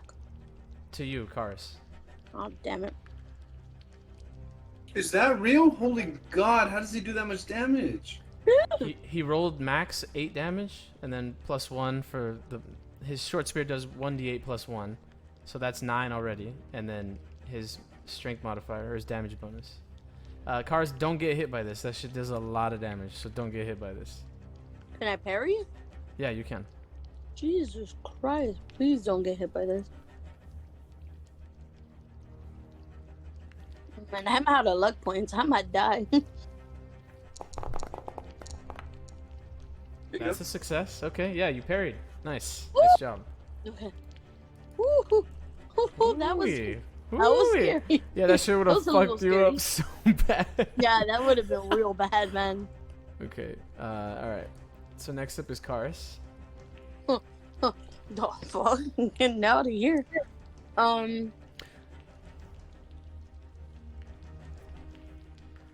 I didn't realize how dangerous it was for me just to go, oh yeah, I'm gonna run in. Yeah, I'm gonna try and my maneuver my way The in again. maneuver. The maneuver.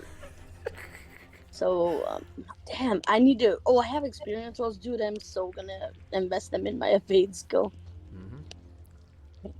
I'm gonna try the evade thing.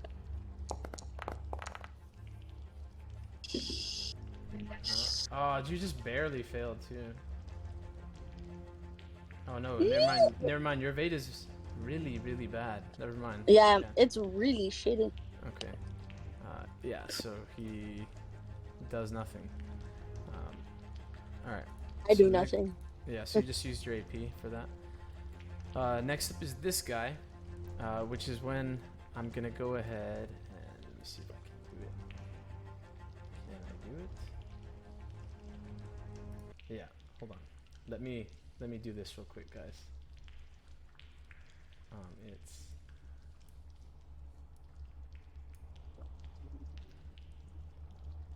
And then it goes something like this.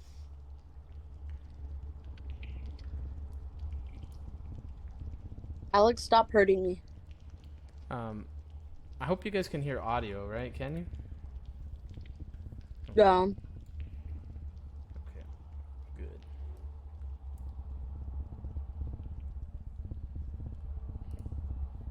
I hear a guy in Harley Davidson that's gonna come in and the Undertaker's coming, right? Pretty much, yeah. Okay. They turn around and the Undertaker is standing right behind. So during all this clashing and bashing, you hear the Scalekin kind of screaming, and you all of a sudden there's like this deep, really deep and hollow, like kind of humming, kind of gurgling sound that just kind of penetrates the moist air in this cave here, and it's just like almost deafeningly loud. As soon as it kind of starts filling up the air with this sound, essentially everything kind of all the scale can kind of look around and they almost look terrified, and they just start trying to run away as soon as they hear this sound. Finish me. What do you guys? Do you guys allowing them? Because at this point they're trying to like rush off. I can't do anything, dude. I'm just gonna reach in and grab some of that weed, Mm-hmm. and I'm gonna burn it on Karis' sword. Take a whiff. No.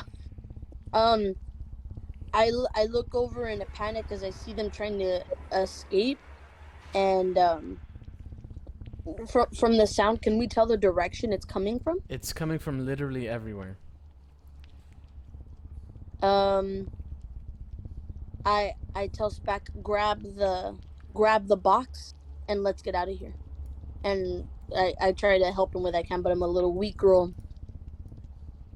I grab the box. And it's time to leave, bro. Let's go.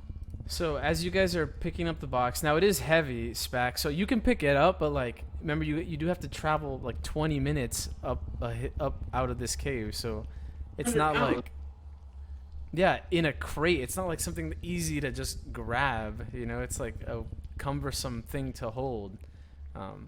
So But like I said, you will be able to do it, but it's not like just just get it, it'll be a bit hard, but I push him to the front, and I'll stay in the back with my sword to try and bat it off, and if there's anything coming up behind us. okay. So I would say you guys maybe get like yeah, this is cool.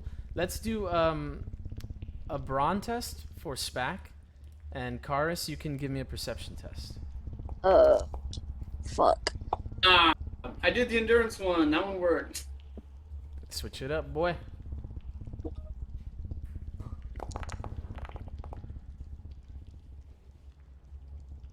Okay. So, yeah.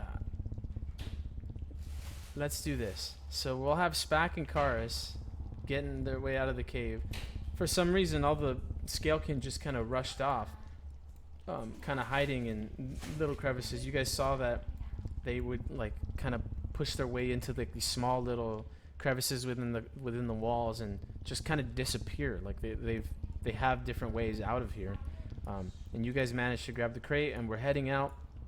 I'm probably about here. I think I have something cool for this. Let me see. I might be wrong, but I hope I do. Listen. No, I probably don't. Let's just do this instead. Where is it? Here it is.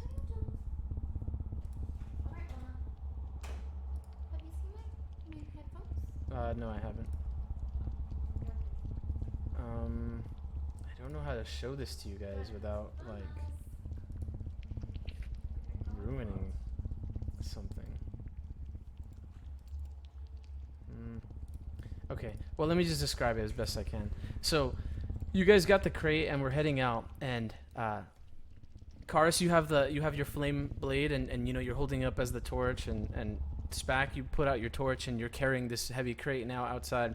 So you're kind of heading forward, and Karis is lighting the way, and she's looking around. Because again, that noise, that deep gurgling, humming noise, is like doesn't matter how far away you guys get from the camp. It's all ever present wherever you guys are, the same volume. If anything, it might be growing louder, but it's just coming from everywhere. And again, in this pitch black darkness, all you guys really have is Karis's flame blade and just like the small, like 10-foot area that it's providing light of.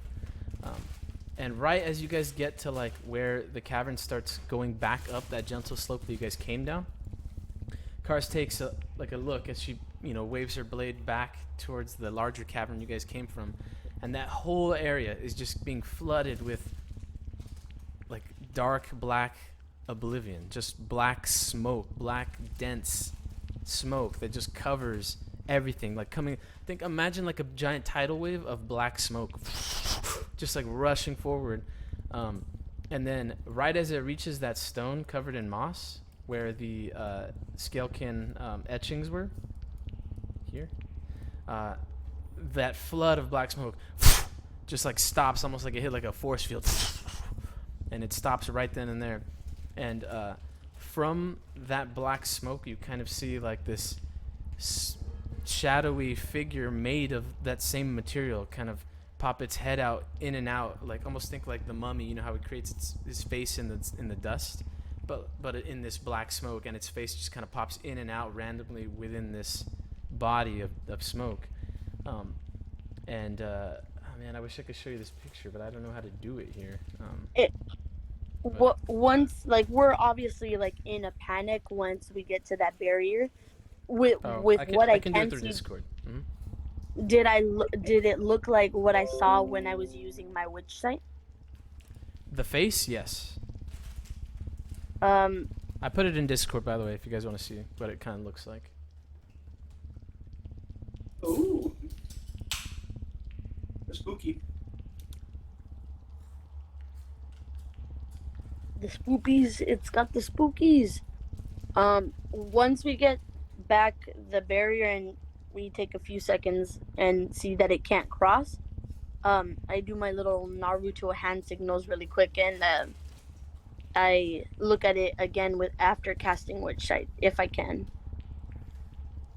So you cannot penetrate the darkness that it is creating that giant wall of black. But when that whatever this is there, you can see it faintly outlined in that same super faint glow that you saw from earlier. But it reappears and disappears as it kind of blends back into the smoke and then back out. And so, yeah, it's still pretty difficult to see it. Mm-hmm. Do when I I'm tracking it with with my witch sight. What happens when I look at the rock? Do I Good see question. anything near the rock? Yeah. So the well, let me reconfirm. By the way, you guys can always look at whatever a folk magic spell does. There's a macro for folk magic spells, and then just pick what it is, and then you can look at the entry or send it to chat, like I just did, and it'll tell you what it does exactly. Visual entities.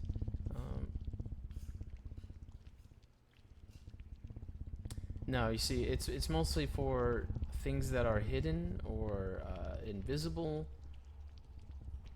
Penetrate illusions, discern true guise of shape-shifted creatures. Yeah. Actually, Loudcaster, see active magic. Sure, why not?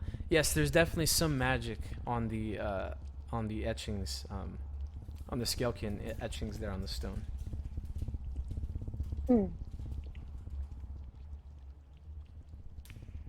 Interesting.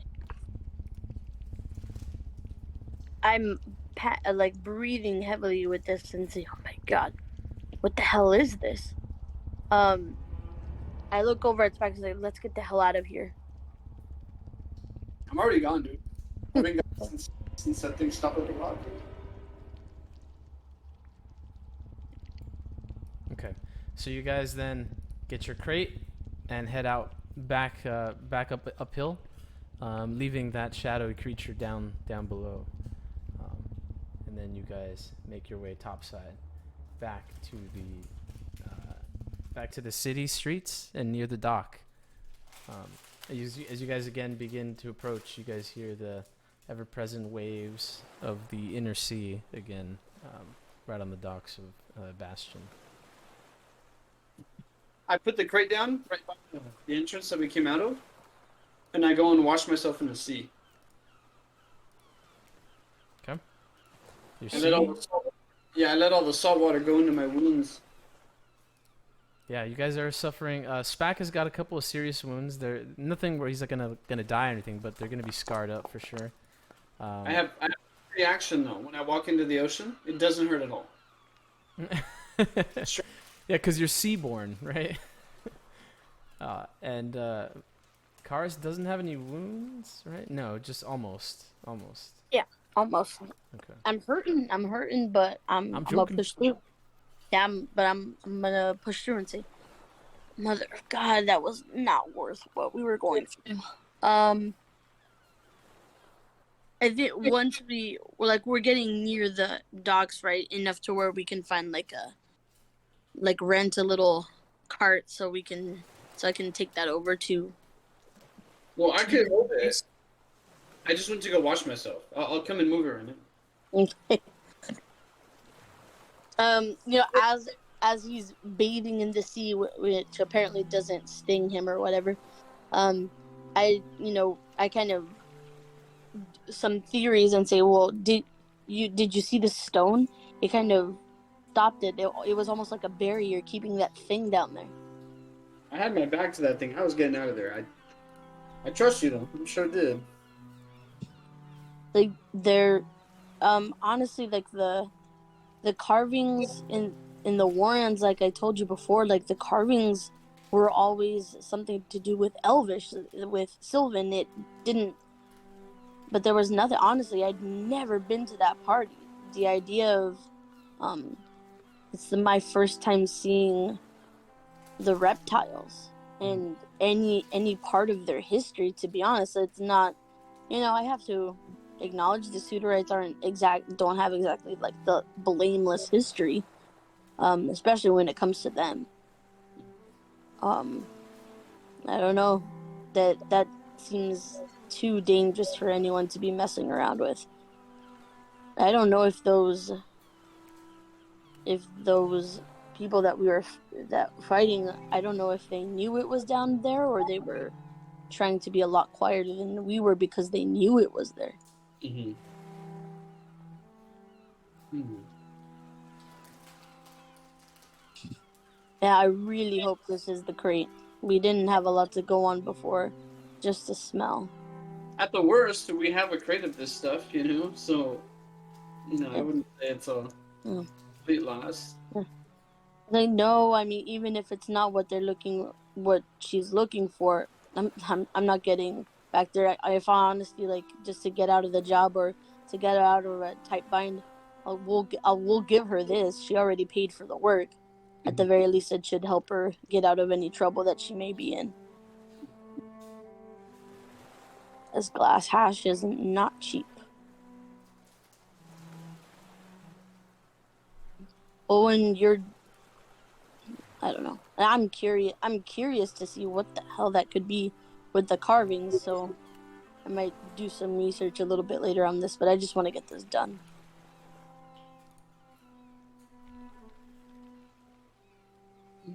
Let's see. He's like, are you done bathing? Let's go, Yeah, I'm good. let's do this delivery. I go and lift the crate.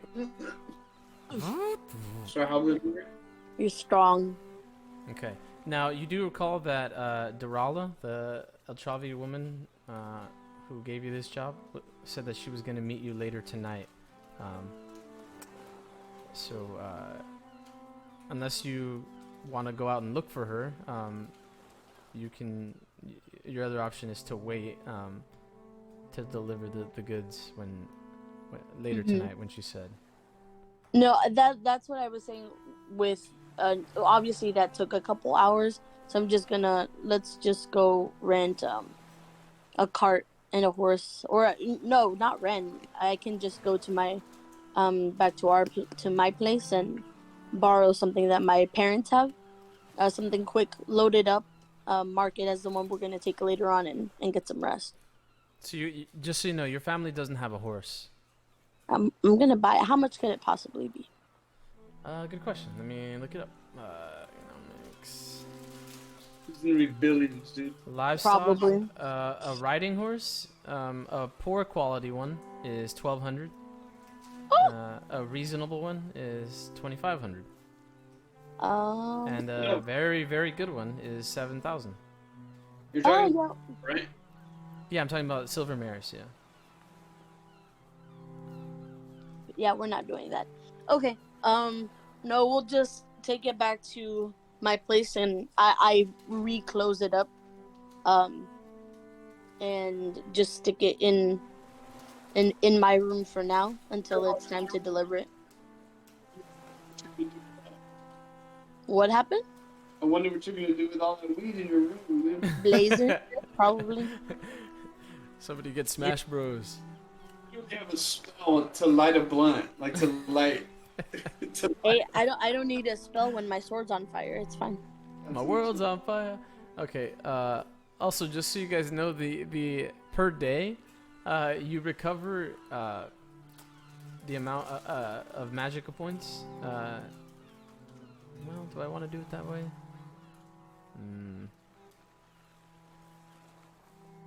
Do I want to do it that way? Hold on, let me check Spack. I want to make sure this is fine. Healing rate is 3.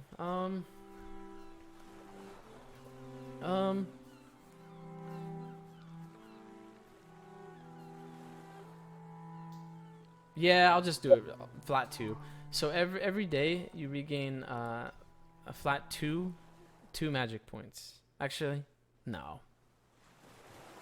Let's do 1. A flat 1 magic point per day. Yeah, is what you regain. Okay. What time is it now when we arrive to my home? So right now, by the time you guys arrive, I'll say like 9:30, almost 10. Okay. Yeah. Once I do want to just rest up a little bit. I'm obviously sore, a little wounded. But I do actually want to go and find her, see if I can see her in in the crowds or use a little streetwise, just to confirm whether or not we might have gotten the right cargo. Now that I have one, Okay, got it. and I was able to study the box just to let her know that if we have this, it looks like this is what was in it. If that's not what you're looking for, tough shit, because we're not going back into the Warrens. But she's welcome to the glass hash if that she thinks that that's enough to make amends for what was lost. Okay, let's do a streetwise roll. You're not, even if you fail, you're still gonna find her, but it just determines how quickly you'll find her. Yeah, for sure. It doesn't matter. I'm not fucking going to Trimostone. You can augment this with your locale if you want. Okay. I actually kind of like that skill. That's pretty cool.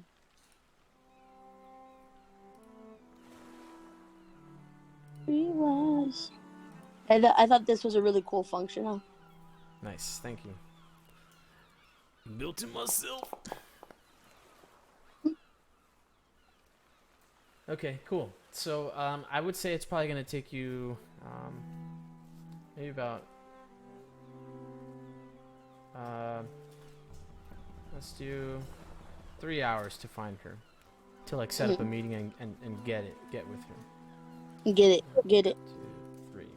Okay, so like at 12, midday essentially, you finally meet up with her after talking with a bunch of folks and asking where she would be, and maybe you can send a message to her, so and so, and eventually you caught up with her. I would say you guys are meeting up at a local like pub near the center of town, just off the market square. So pretty far from the coast here. Yeah, so you guys are there getting, sat at a table next to each other. You guys are outdoors in an outdoor area. And Durala is there in her usual fashion, how she was from before, kind of just giving you that hand signal to call you over. Yeah. And yeah, you sit up with her. Okay. Yeah, and you guys are chilling. Okay. I ordered food because I'm a little hungry after the beating I fucking took. And did you guys do any healing in the meantime? Because Spack is he does have serious wounds. He does need to be treated. I don't have money, so I'm just gonna walk around bleeding through town. Okay. Yeah. No. No. When we get home, our little, oh no, it's a small home. I give him money to go get himself checked out, but I say this money is for a healer, not the ocean. A healer. For sure, yeah, for sure. How much do you give me? So it does succeed, so you do have to use it for a healer. No, that's not how that works. Dumbass bitch. Yes, it is. Oh, you're right. No, you're right. You're right. Come to this position, but you don't know that though, Lisa. So give me some money. Oh my god, oh, Nick, I hate you. I give him 10 silver mares because I feel bad. Mm-hmm. Okay. I head out. Okay. God, I hate him so much. Okay, so let's do. Wait, so he's healing while you're meeting up with Durala, then, right? Yeah. Okay, so why don't we do Spack's journey real quick? Spack, what are you doing?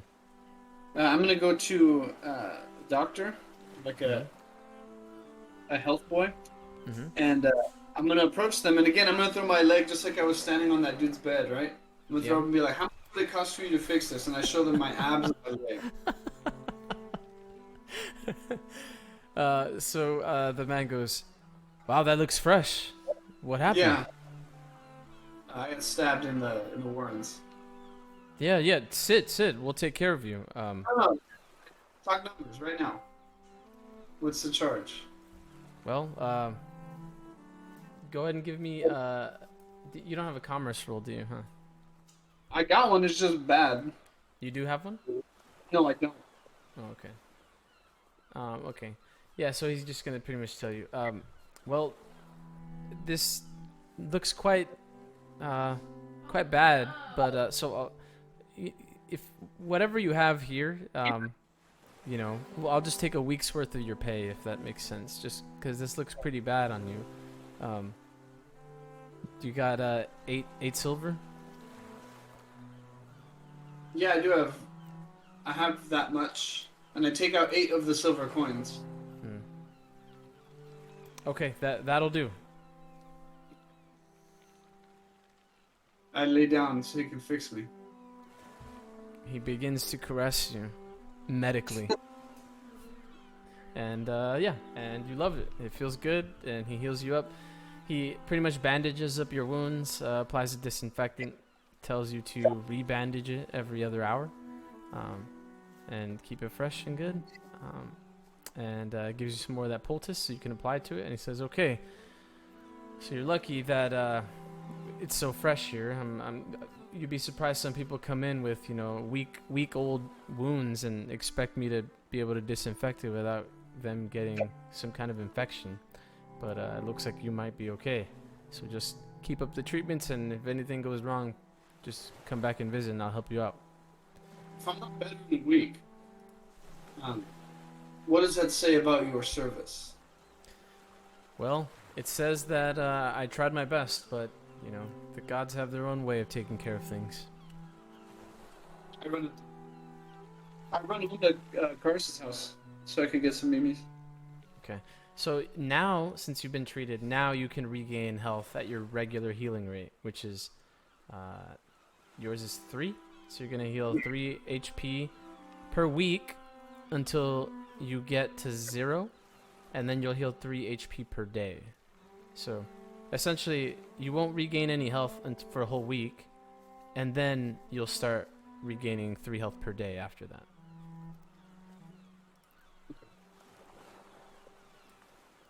Okay, and then in the meantime, we got Durala's conversation with Karis. So, Karis, you're sitting across the table from her?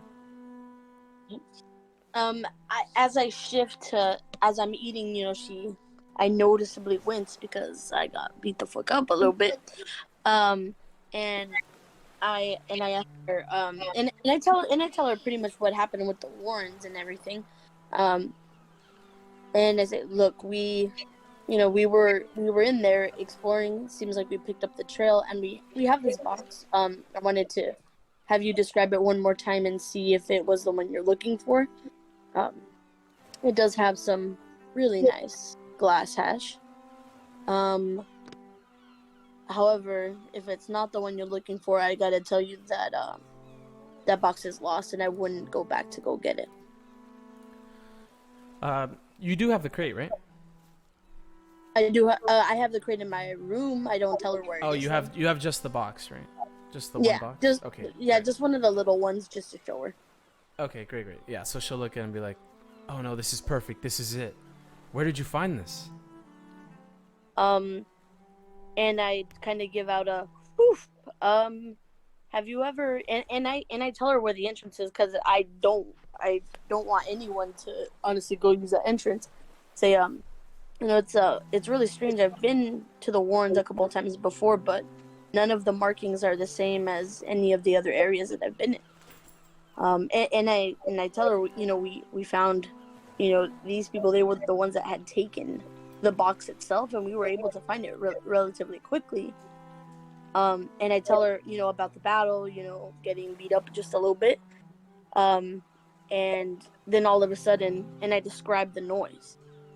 And, you know, at that point, we just grabbed the box. At the very least, we thought it would be a good consolation prize if it wasn't what you were looking for, at least enough to get out of trouble. And when we passed the boulder that I've told you about with the symbols, this darkness with this shape swirling inside of it, they weren't able to pass the rock itself. That's why I'm glad this was what you were looking for, because there was no way in hell we were going to go back that way. She's a bit puzzled and she says, I don't know the entrance you're talking about. And did you say there were scalekin down there? Yes, there was at least 3 that we saw. Wow, that's incredible. I haven't ever actually seen one in person. What are they? Well, obviously they fought you, but they didn't say anything. Apparently they're able to speak. They weren't really interested in speaking as much as decorating the tip of their spears with me. But they seem to communicate being frightened very, very quickly once that noise began. They bolted we were in mid combat, and the Scalekin disappeared. Once they heard that, they were not interested in continuing the fight or even going back for this box.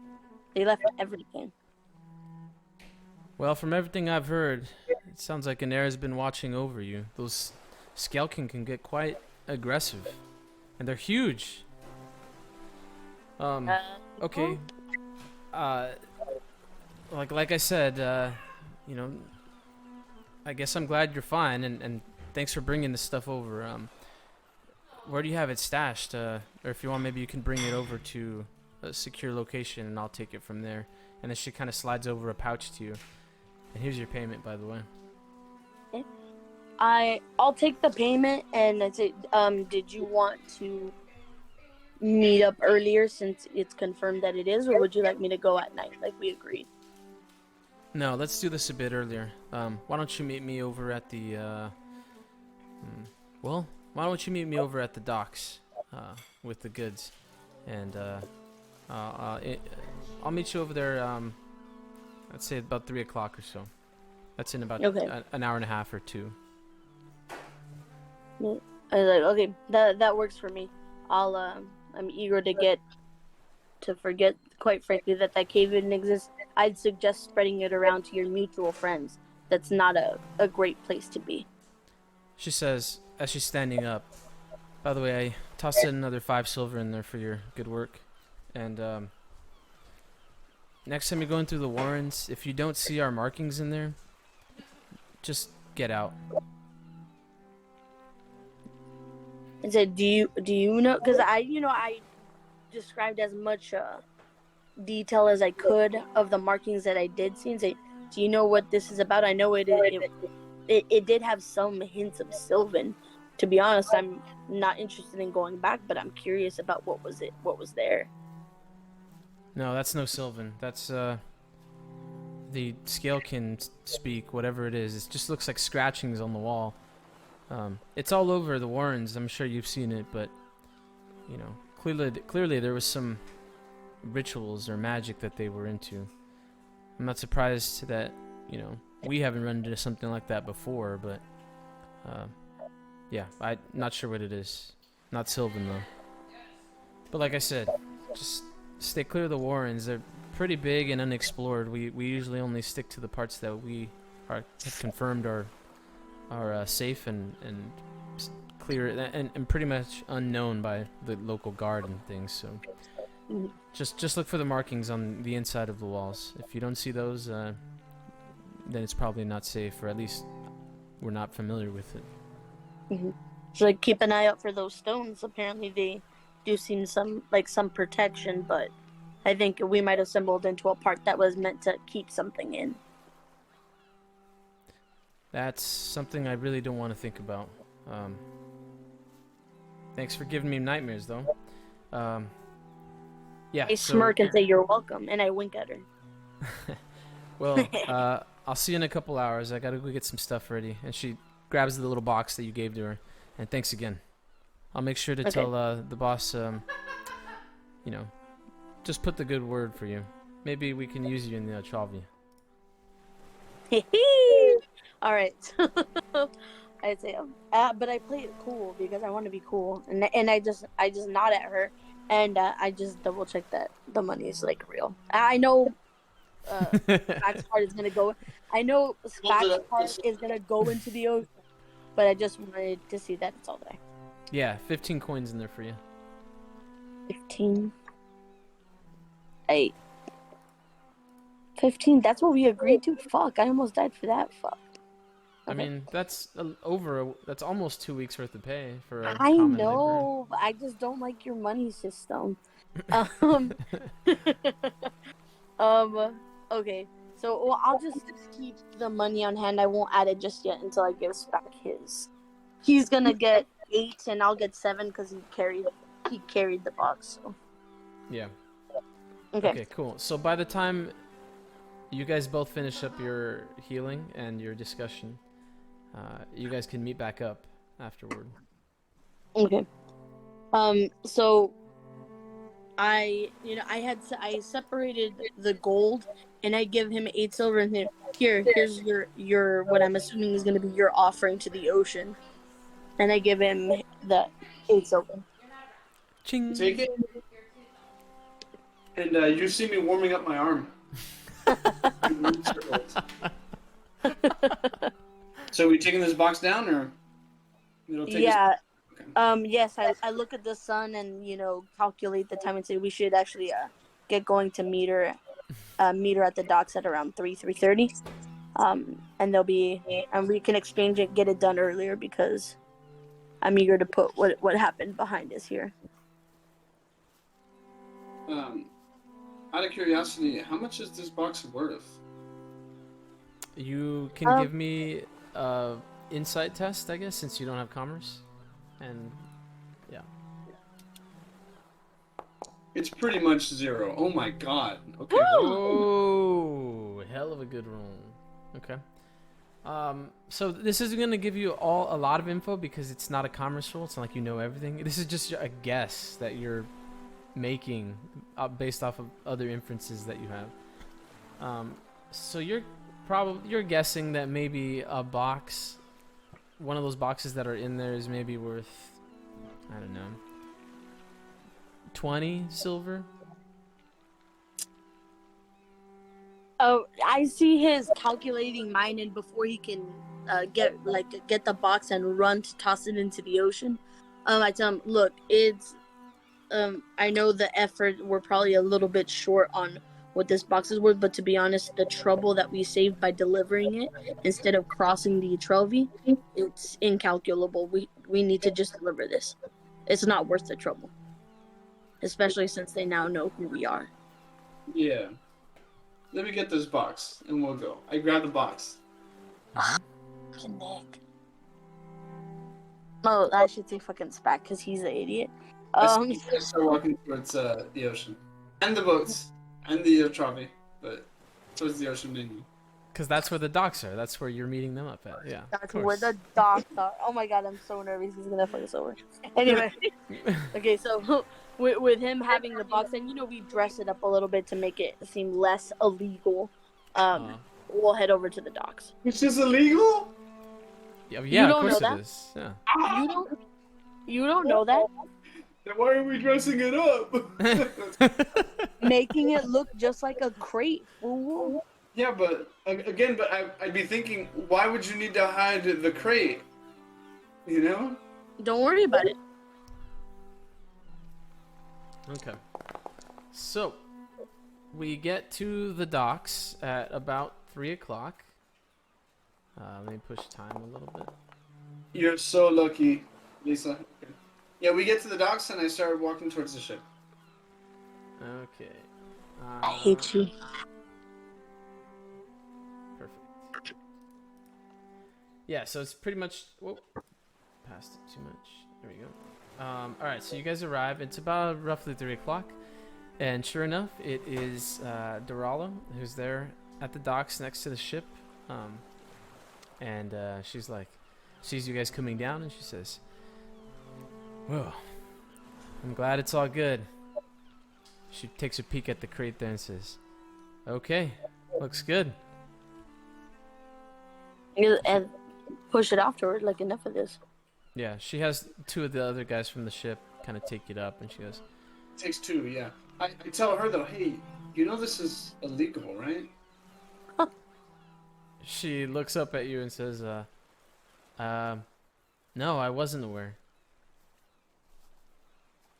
Well, now you are. You're welcome. Oh, well, thank you. So did you give me a bag of coins or just coins? The coins. Okay. I tell her, okay, well, now you're aware. and then I start fucking lobbing these coins into the ocean as far as I can. One at a time, or all of them at once? One at a time. Okay. Skip.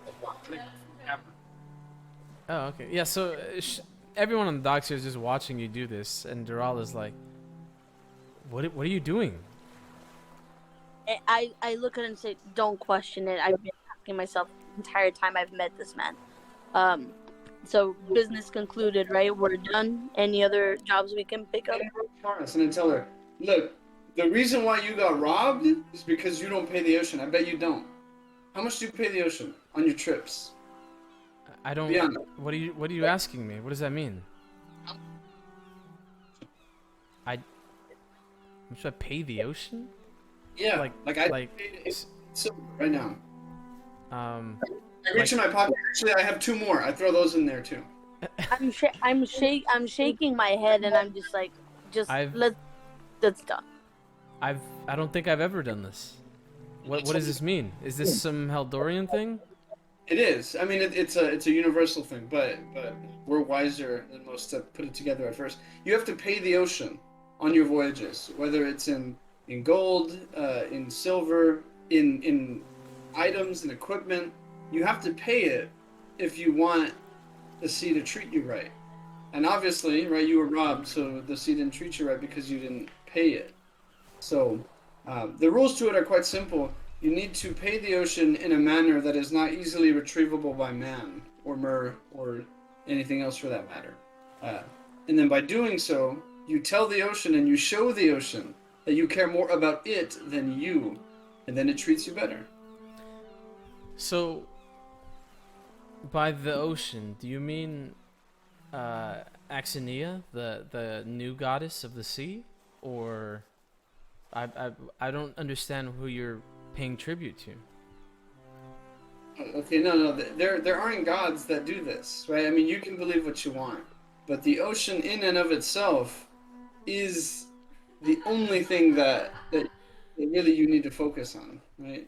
Don't try to give this newer meaning, because the waves and the water is what you are paying, not some abstract god that you've seemingly created. It has to be the ocean itself.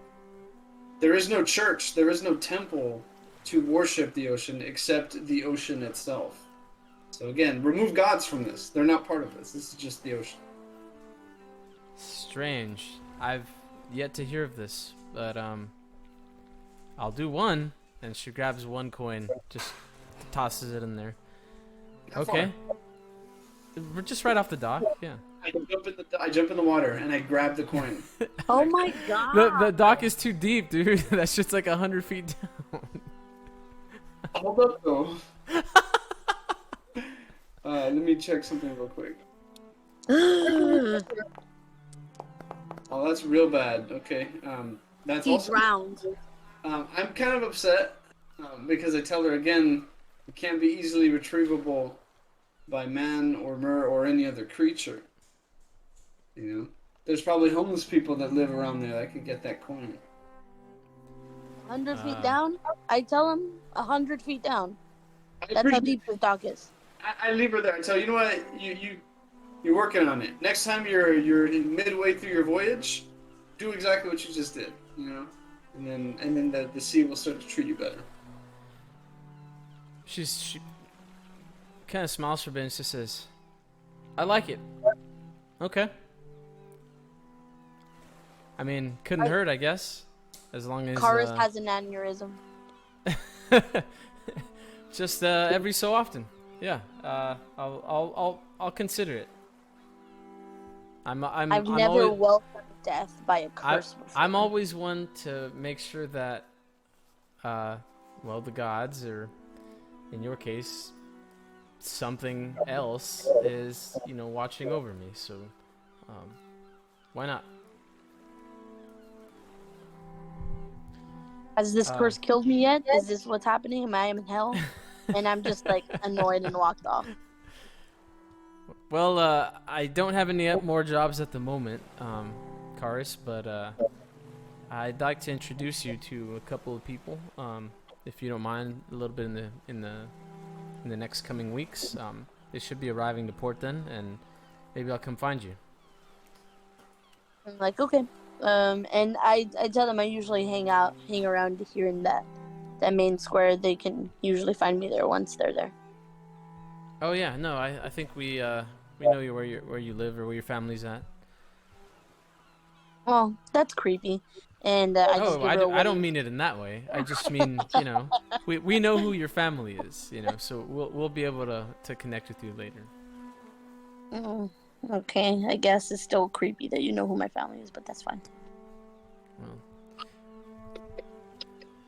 Well, I'll try to make it not so creepy next time, but And Hey, by the way, if you want a date, just ask, okay? Like, it's fine. she says, and by the way, I did hear about your uncle earlier this morning, so I'm sorry about that. Well, he was a good man, and he died for reasons we're still trying to figure out. So, but thank you. Oh, I was unaware. Yeah, it is what it is. I'm looking at her boat. I'm scoping the boat out. I'm looking at like specs, checking the wood, making sure it's like good. Is it a good boat? Give me that seamanship test. I don't know. I semen all over it, dude. Hold on. God damn, bro, this is the worst fucking. Hey, you don't know shit about boats, Nick. So you don't no, know he does. This is easy. There's no threat right now, so it's fine. Yeah, well.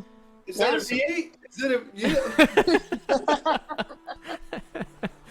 Yeah, so the ship that she has, essentially, it's kind of like it's another galley type, another merchant galley. So similar to the Trimostone, a ship that you guys went on to Eaxos on the Sariniya. Except it looks a little bit more not as fancy. I mean, Trimostone was a wealthy guy. He had a really nice ship. This one's not so fancy, but it's a similar class ship. It's got about, I think it was about 30 oars for rowing, and then one large mast in the center.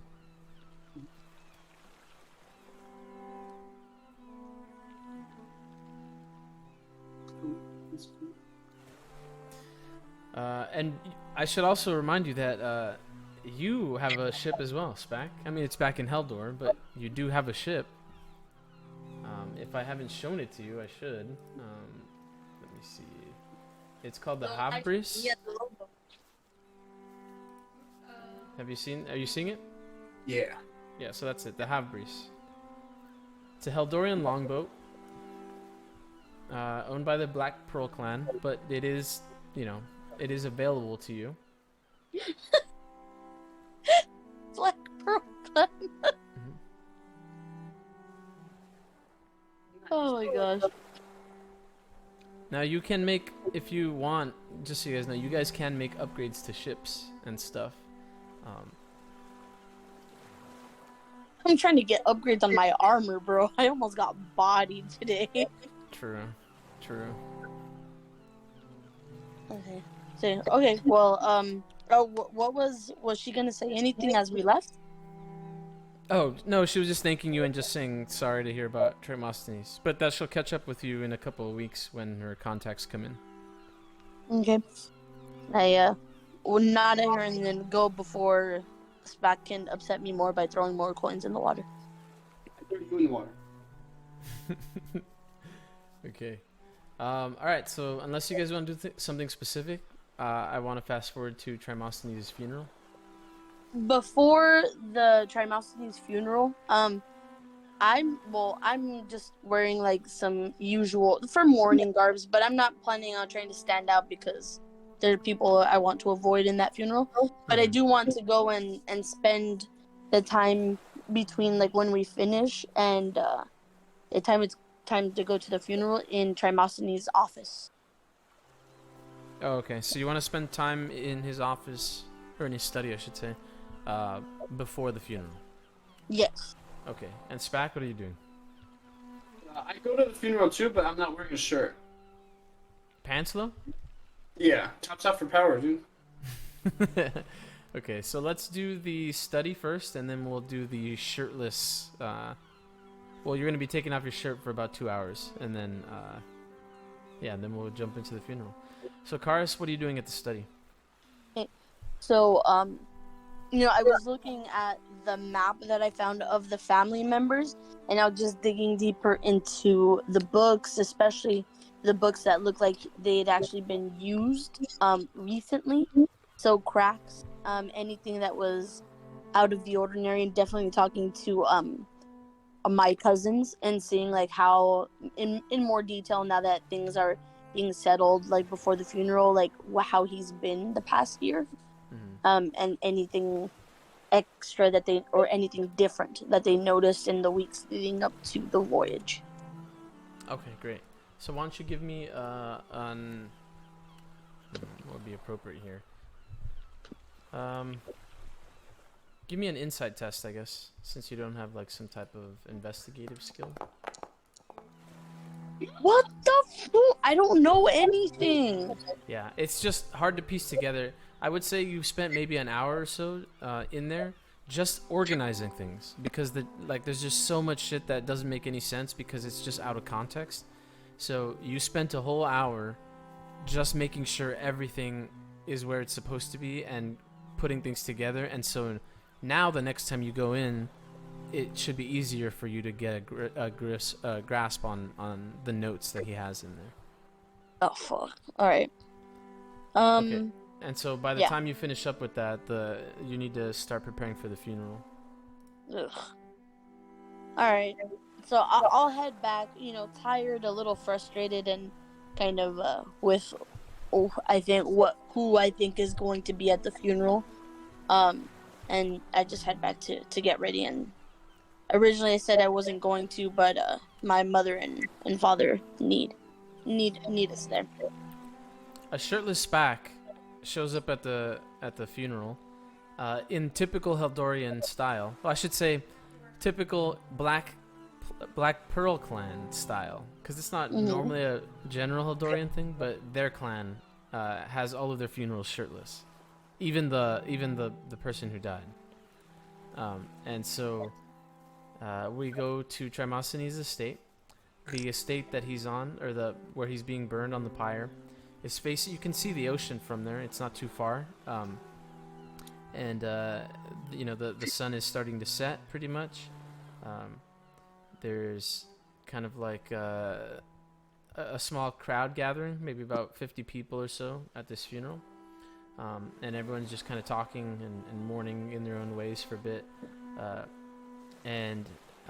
In typical fashion, and for Suderite, the daughter, the first daughter, or if there isn't a daughter, the wife or the next closest female family member to the deceased, will pretty much sing a song or performs a type of lyrical music for the deceased at the funeral.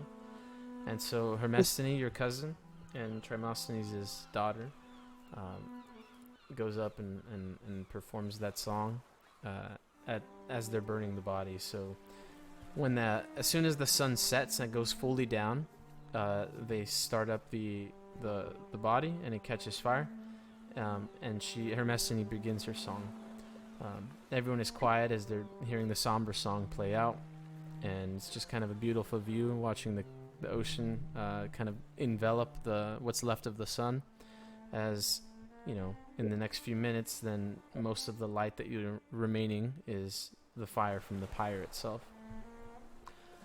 The song goes on for maybe about like 8 minutes or so, and after it's over, people are just kind of watching the body burn up for a bit, waiting for the final part of the ritual, which is to put the body and what's left of the body into to cover it up with this piece of how do I put it? It's like a cover, I guess, made of like twigs and branches. It's another thing that the Sudarites do. They cover up the body, and then with that piece of wood, and then after that's all done, they lift that whole thing up and intern it into a mausoleum or in the ground or whichever way. Again, remember they do the whole burning thing to ward off.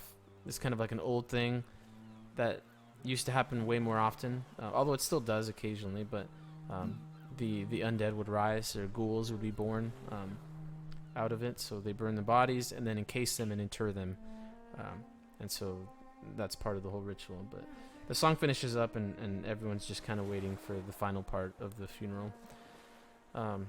It was pretty beautiful and nice, despite the horrible way that Trimostone went and everything that kind of is implied by the curse. It was a pretty beautiful funeral, and I think if he were here, he would have loved the way that it went. There was no drama from other family members that you were aware of, at least. And Eurysthenes, your male cousin, seemed to have done a pretty good job organizing everything and making sure everything went according to plan. I'm looking into step a little closer to the pyre itself and just looking at the remains of my uncle and just bowing my head, and then in my head I'm having my internal monologue like this will be the last death in our family that comes before its time. If Sariniya thought that she, whatever she may be, goddess, deity, demon, whatever it is, she's picked the wrong family and wrong generation to do this in front of. Beautiful. I love that. And you are now going to gain a new passion for resolving the curse. So you can gain a new passion and just call it something, something like, see the curse undone or something like that, however you want to put it. Fuck up Sariniya? Yeah, however you want to put it. But essentially, is you need to remove the curse. The base is going to be power and charisma, and then add 30 to it, and that'll be your new passion. Power and charisma. Mm-hmm. And remember, passions can be used to augment skills. So, for example, if Karst in the future is working on a thing that would help to undo the curse, then you can augment whatever skill with this new passion. And the same thing goes for Spack. Spack, if you're doing something that you can empower using your sea legends or your superstition, you can totally do that as well. Awesome. Okay, and so I'll push forward in time a bit. You're gonna what? I'm gonna call it Curse Breaker. Oh yeah, cool. So I'll push forward. Let me say it's about almost 9 o'clock by the time everything is said and done, and the body's taken away to be interred. And so we'll go back. And the funeral finishes up. Hermestene and Eurysthenes come up and again they're kind of telling you that they thank you for doing what you did essentially to help Trimostone in whatever he was trying to accomplish in his final days.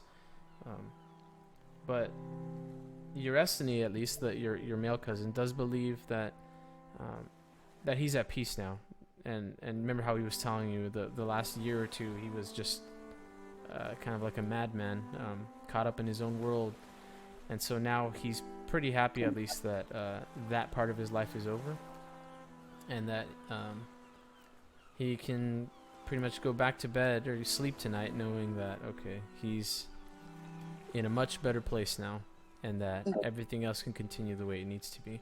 However, in your mind, you do know that the curse does also affect him. I don't know if you've told him about that. Do you want to or not?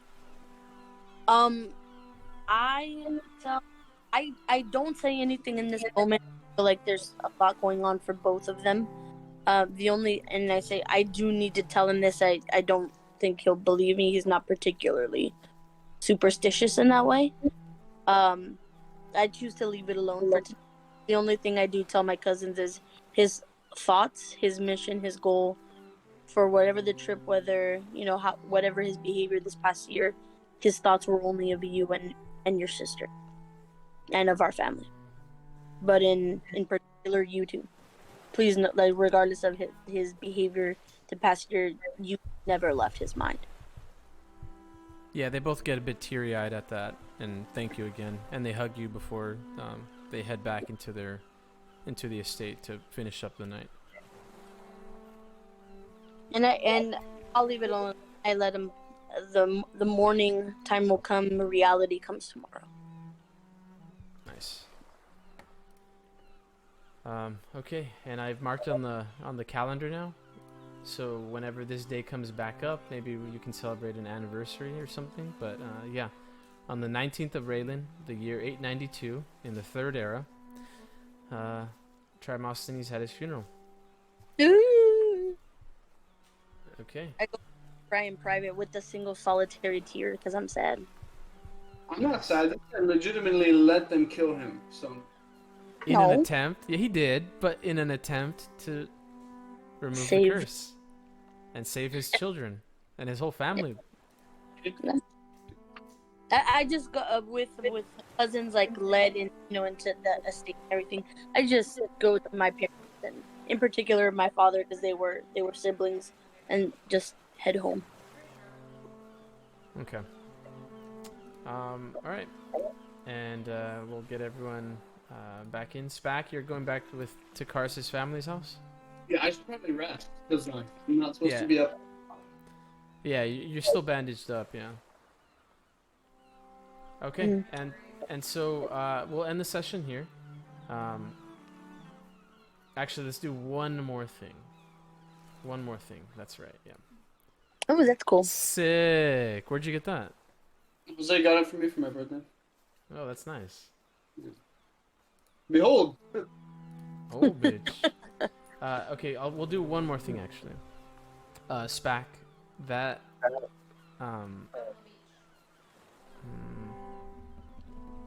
yeah. Spack, that night you have another dream as you're sleeping.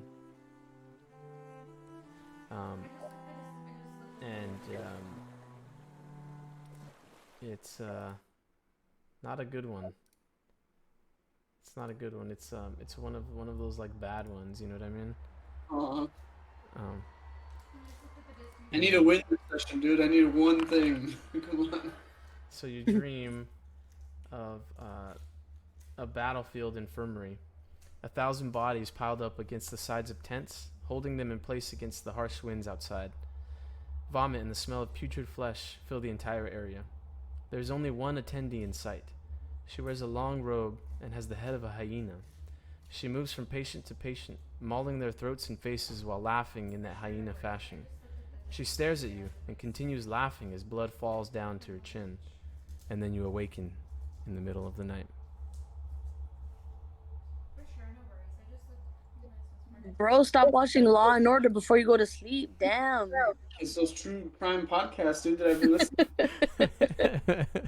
Solve the mystery of who actually did this. Yeah, and as you wake up, you still hear like an echoing out of the dream. You still hear the echoing of the laughing, kind of reverberating around. I put down the little box that I stole from the larger box of weed. Mm-hmm. Yes, I'm kidding. I didn't do that. Should have. Right now, we're gonna get killed by drug lords, man. Nah, but when I wake up, at this point, I'm gonna start to try to put an idea together of any hyena-related deities that exist, if that's a thing. Yeah, you go and give me. I guess. Custom? Oh, Yeah, damn. I guess customs is not bad. I mean, it's not super applicable, but why don't you do this? What Why if it's a don't sea? I'll roll Yeah. for sea level. Okay, I'll do this. These dreams, these are the first times you've had these particular dreams, but there is something maybe a little bit familiar about them.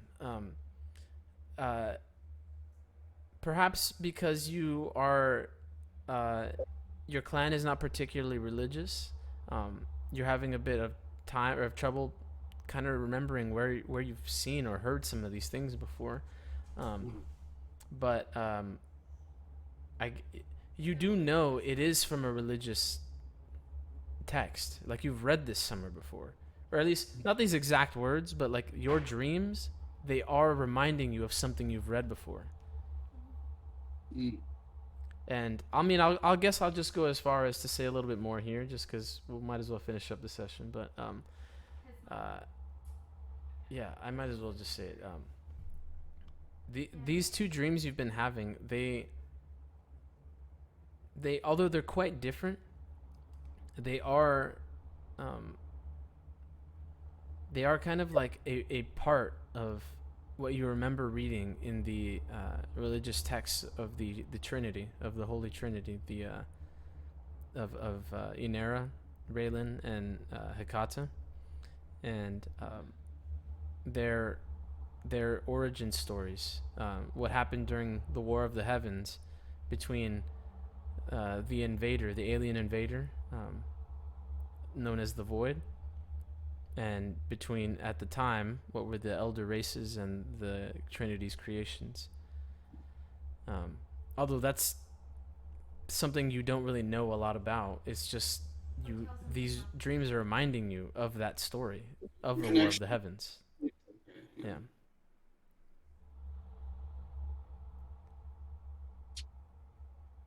Yeah, I'm gonna keep a dream journal. Just so you know, I'm writing all these down. Like, Yeah, that's good. Spack is writing them down. Mhm. At least his thoughts to them as they go through. At some point, when I feel it's necessary, I'm gonna bring all of them to somebody who can maybe give me a better idea of what they mean. Mhm. But I refuse to go to a palm reader, so it's gonna have to be somebody that's like really, that actually has a real job, that actually knows what they're doing. Okay. All right, and then let me give out some XP rolls here. I'm gonna give out.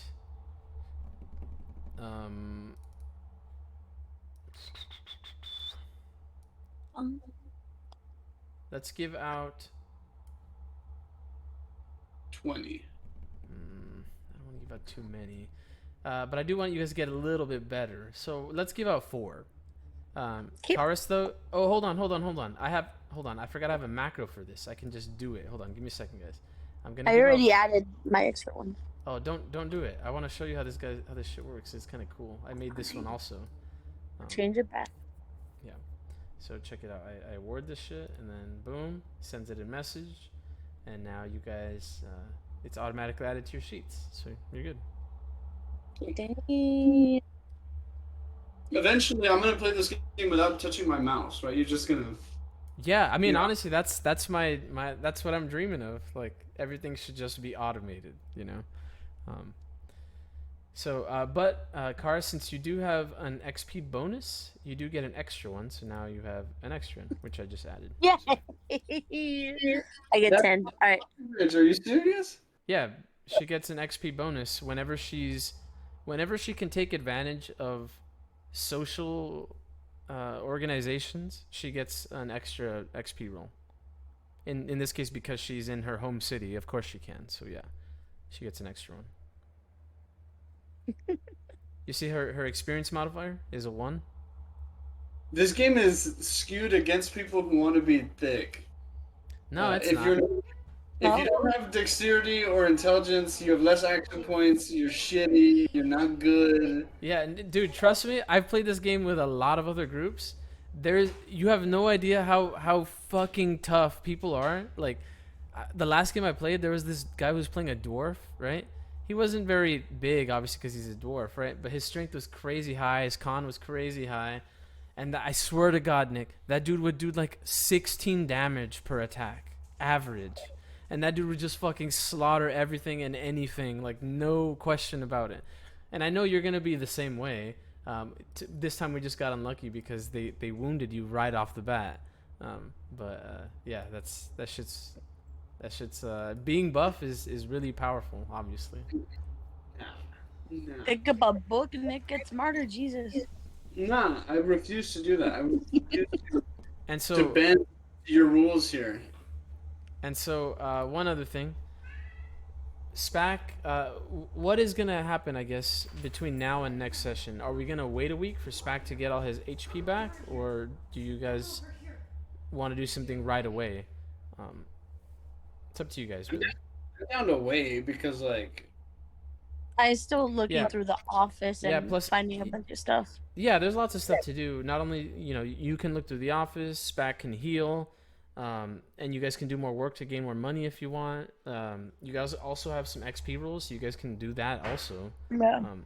So yeah, I think it'd be kind of cool to take a week of downtime while everything gets going again. We have to squeeze in one unpleasant encounter with my brother eventually. Oof. Okay, so hold on. I'm gonna push forward time then. Let's go. We'll push it forward to next month, which is warmth, and we'll push it towards the 3rd of next month. Warms, yeah, the 3rd of warmth. So let me set that. Great. And so let me go back in time. Oh, too much. There we go. What would have happened if we hadn't gone to the stone? Would that guy have been into one of us, and the void would have been able to cross, or what? You'll find out. You'll find out eventually. Sure. Yeah, go back down there and check, please. I'll do it. I know you two are being funny. I'll do it right now. Let's go. We're not done. Let's head back. Okay. Do any of you guys want to roll XP now, or you guys want to wait till next session? I don't trust the dice right now, dude. I'm gonna wait a week. Yeah, Okay. I'm gonna wait. I want to see the skills that I want to focus on. Okay, cool. So I think we're good then. So next time, remember, Spack, we're already gonna wait a week, so before you forget,